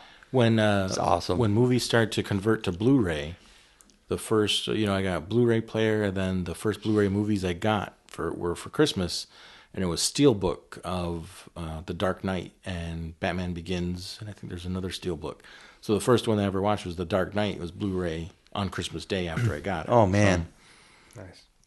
But I wanted to add also that what we discussed, it may or may not be how we actually feel about certain movies, but we had to make a criteria and stick to it for the sake of debate. So, Whether we like that or not. Before you and 2 out of personally 3 attack did us. stick to it. The unlikely guy that usually is a rule follower could not stick to it. Sorry, America. And where else? Guam? People listen from different places. So Yeah, we got some all you odd Kiwis listeners out that there. I let down. I'm sorry. So one last segment in our Christmas episode here, I wanted to have us actually share our favorite Christmas movie, or if there's one or two. Not referencing any criteria or rubric, but just how we feel in our hearts. What puts us in a Christmas mood? What is our favorite Christmas movie? I love this Something we question. can't go December without watching. We need to make sure that we watch it. What do we have? Yeah, mine's definitely A Christmas Carol. Oh yeah. Which Which of the 37 is if you had to pick one? I mean, if I had to pick one, it'd be the one with Alistair Sims. Ooh. It's like a 1950 something one. I like it. I like the writing of Dickens. If I can be, I know the movie we're talking about, but it becomes the dialogue for them. Christmas, the holidays, a good time, a kind, forgiving, charitable, pleasant time. The only time I know of in a long calendar of the year when men and women seem to by one consent open up their shut-up hearts freely and to think other people below them as they truly were fellow passengers to the grave, and not another race of creatures bound on other journeys. This is what this Dickens described about his entire book, and it actually became words of his nephew, I believe, in the original script. And I think to myself, the idea that Dickens, he didn't invent Christmas, but he reinvented it a little bit. He reimagined it a little bit and brought it back to the forefront in a time during the Industrial Revolution when folks needed hope. And so he relied back on some old past traditions and, ideas of like Christmas tree and Christmas cards and all that. Like maybe they were existing, but they were losing momentum, and they gained a lot of momentum from him. One could say that Dickens was probably more influence on Christmas besides one other person. So, Christmas Carol. Me. No. And that person is Voz. Tin Man. I was Or wait. I don't know. Oh yeah, his. Yes. I'm not gonna say Die Hard No longer the Tin Man. because I do watch the movie and it does show up like there are like AMC or one of these channels that will just play Die Hard constantly throughout December. I'm like, oh, of course, I do put it on, but it's not the one I watch when the kids are around. It's not the one that I watch. Like me and the missus will sit and watch that, or I'll watch it when the kids are busy or whatever. But the other day, me and the youngest, we watched Polar Express, and I was like, and he just sat with me. He just sat right next to me. Just sat there with my arm around and played with his hair while he's sitting there like watching it. And he sat there for a good chunk of the time, and he's usually a little more distracted, 10-year-old. So, but he just sat there and watched the movie with me, and I was just like, this is good. I could sit there and do this every December. Nice. Jeez, So I'm going to throw the Polar Express in there. Love it. I love it. So I also have A Christmas Carol, but a Muppet Christmas Carol. Oh, yeah. So I That's have good. to watch it every year, and I think it's the movie I have, for Christmas time's sake, the most memory of watching it every year. Where I was not when I first watched it, but like for that season where I first watched it, on a yearly basis, like who I watched it with, and a lot of times I'm watching it with cousins and family, and watching it with my kids recently, and then when I was younger, watching it, could be by myself in the basement, VHS, which I like the VHS, the original where we see Michael Caine singing. I don't know if you guys remember this part when he's with the Ghost of Christmas Past, and they're reviewing how he broke up with his girlfriend, and she's singing, and then he kind of sings with her, even though they're in different, they're in different, he's just visiting, he's not actually in the scene. And so it's kind of a duet, but they cut that for the longest time when it came to DVD and digital media. They cut that song out. And I always thought that kind of sparked things for Ebenezer, that he remembers how he felt, and it kind of unlocks a little bit of his character to be molded and changed. And so I always thought, like, why? People might criticize like the actual singing, but again, we talked about this in Mamma Mia. That doesn't really matter in feature films. The the character singing it is what matters. And in this case, it's kind of the same thing where it's this hard-nosed character who probably hasn't sang in 25 years is singing in this moment and remembering the emotion that he felt. So I'm glad that if you watch it in Disney Plus, there's an option. You have to kind of scroll before you hit play. You have to scroll through, I think, the options or special features or something, and it's play like some alternate version, and that version has it. So FYI for anyone out there That's awesome. that needs to see that with the original. Oh, scene. good to know. Good to know. But just the innocence of having the Muppets in there, and I don't know, just everything about it. That's my favorite version of a Christmas Carol. That I want to change mine. when we did young adults, we hosted the young adults party from church for about 12 years in a row. We had the party over at the house, and that was, we watched other movies too, but that was a staple. And we'd have like 30, 40. Back when we used to have a youth group, 30, 40 people from the reservation, young people, pizza, wings, gift exchange, and watch the Muppets Christmas Carol.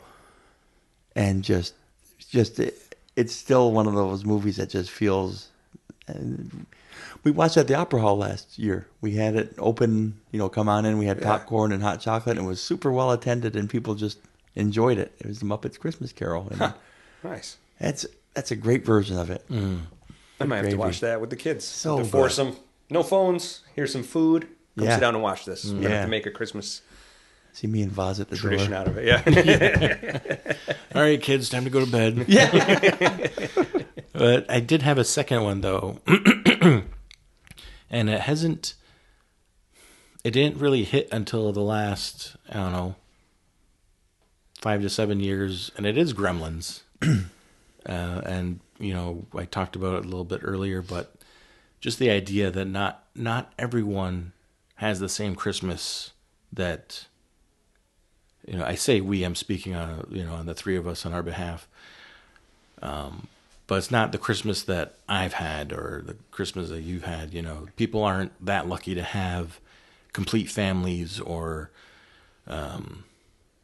both parents or extended family to come over or a warm house and a Christmas tree. It's just a reminder. And not all of that is specifically in Gremlins, but the way that everything's portrayed, this disaster happens on Christmas. To me, is just a reminder that not everyone gets to experience it that way that, that I did growing up or that hopefully a lot of people did. But so it's just kind of a reminder to be merry to everyone. Someone's having a bad day at the grocery store. You're not berating them. You're not yelling at them. Maybe there's a good reason, but to be upset around this time must take something big. We have no clue what they're dealing with. No. So I try not to judge harshly if something happens to me first. So, I don't know what the person's going through, but, hopefully I wish them the best, and hopefully their day gets better from here on out and continue on the rest of my day. So Gremlins has a way of reminding that for me, I guess. Giving you some perspective. Yeah. And especially when you see how people that aren't nice, what happens, like the woman that threatens to kill the dog in the beginning, and the Gremlins show up caroling at her house, and she's like expecting it too because she's like, they've come for me, like thinking it's demons to take her to hell or something. Thought she could get away with it, but I thought I had more time. Yeah, they're here. Yeah, so you knew it was coming. So those are my two favorite Christmas movies, I'd say. Solid. It's real nice. So, have you guys thought of what movie? Because, all right, so for the audience, we're going to have each of us is going to present a movie to be talked about for the next 3 episodes. So one third host, 1/3 of the remaining episodes for the season. So have you guys thought about what you wanted to present? Yes. I am torn because I tend to be like the older ones. Mm-hmm. There's like 3 or 4 of them, of the older ones that I thought would be neat. Bring them up, because, I mean, if we haven't seen them, it might be a good one to discuss if we haven't I seen can tell you, I have not looked at one and have not found one yet. Okay. It's Die Hard. No. So, Jeez. so having said that, well, I mean, White Christmas, 1954, Bing Crosby. I have not seen Not Yeah, seen I'll it say either. that for mine. White Christmas. White White Christmas. Christmas. Do you know how to watch it? I can find out real quick. Prime Video, Oh, okay. Pluto TV. Oh, it's on Pluto. Yeah, All right. James. Nice. Shout out that to was- Pluto. Yeah, Pluto TV. Oldies On goodies. AMC at December 8th at 6 a.m. Also. Yeah, it's one of those ones that just makes me feel nice to watch. All right, I'm going to keep mine a little bit of a mystery until I solidify Tin Man. Ooh, I Any could input do on a any Red of those? One. Maybe we'll have to do a. Red Can we do one. that? That'd be awesome. We'd have to go to the theater. We'll have to We'd go to the have to go to theater. the theater We'll and have have to popcorn together. Make a night of it. You said Naked Night?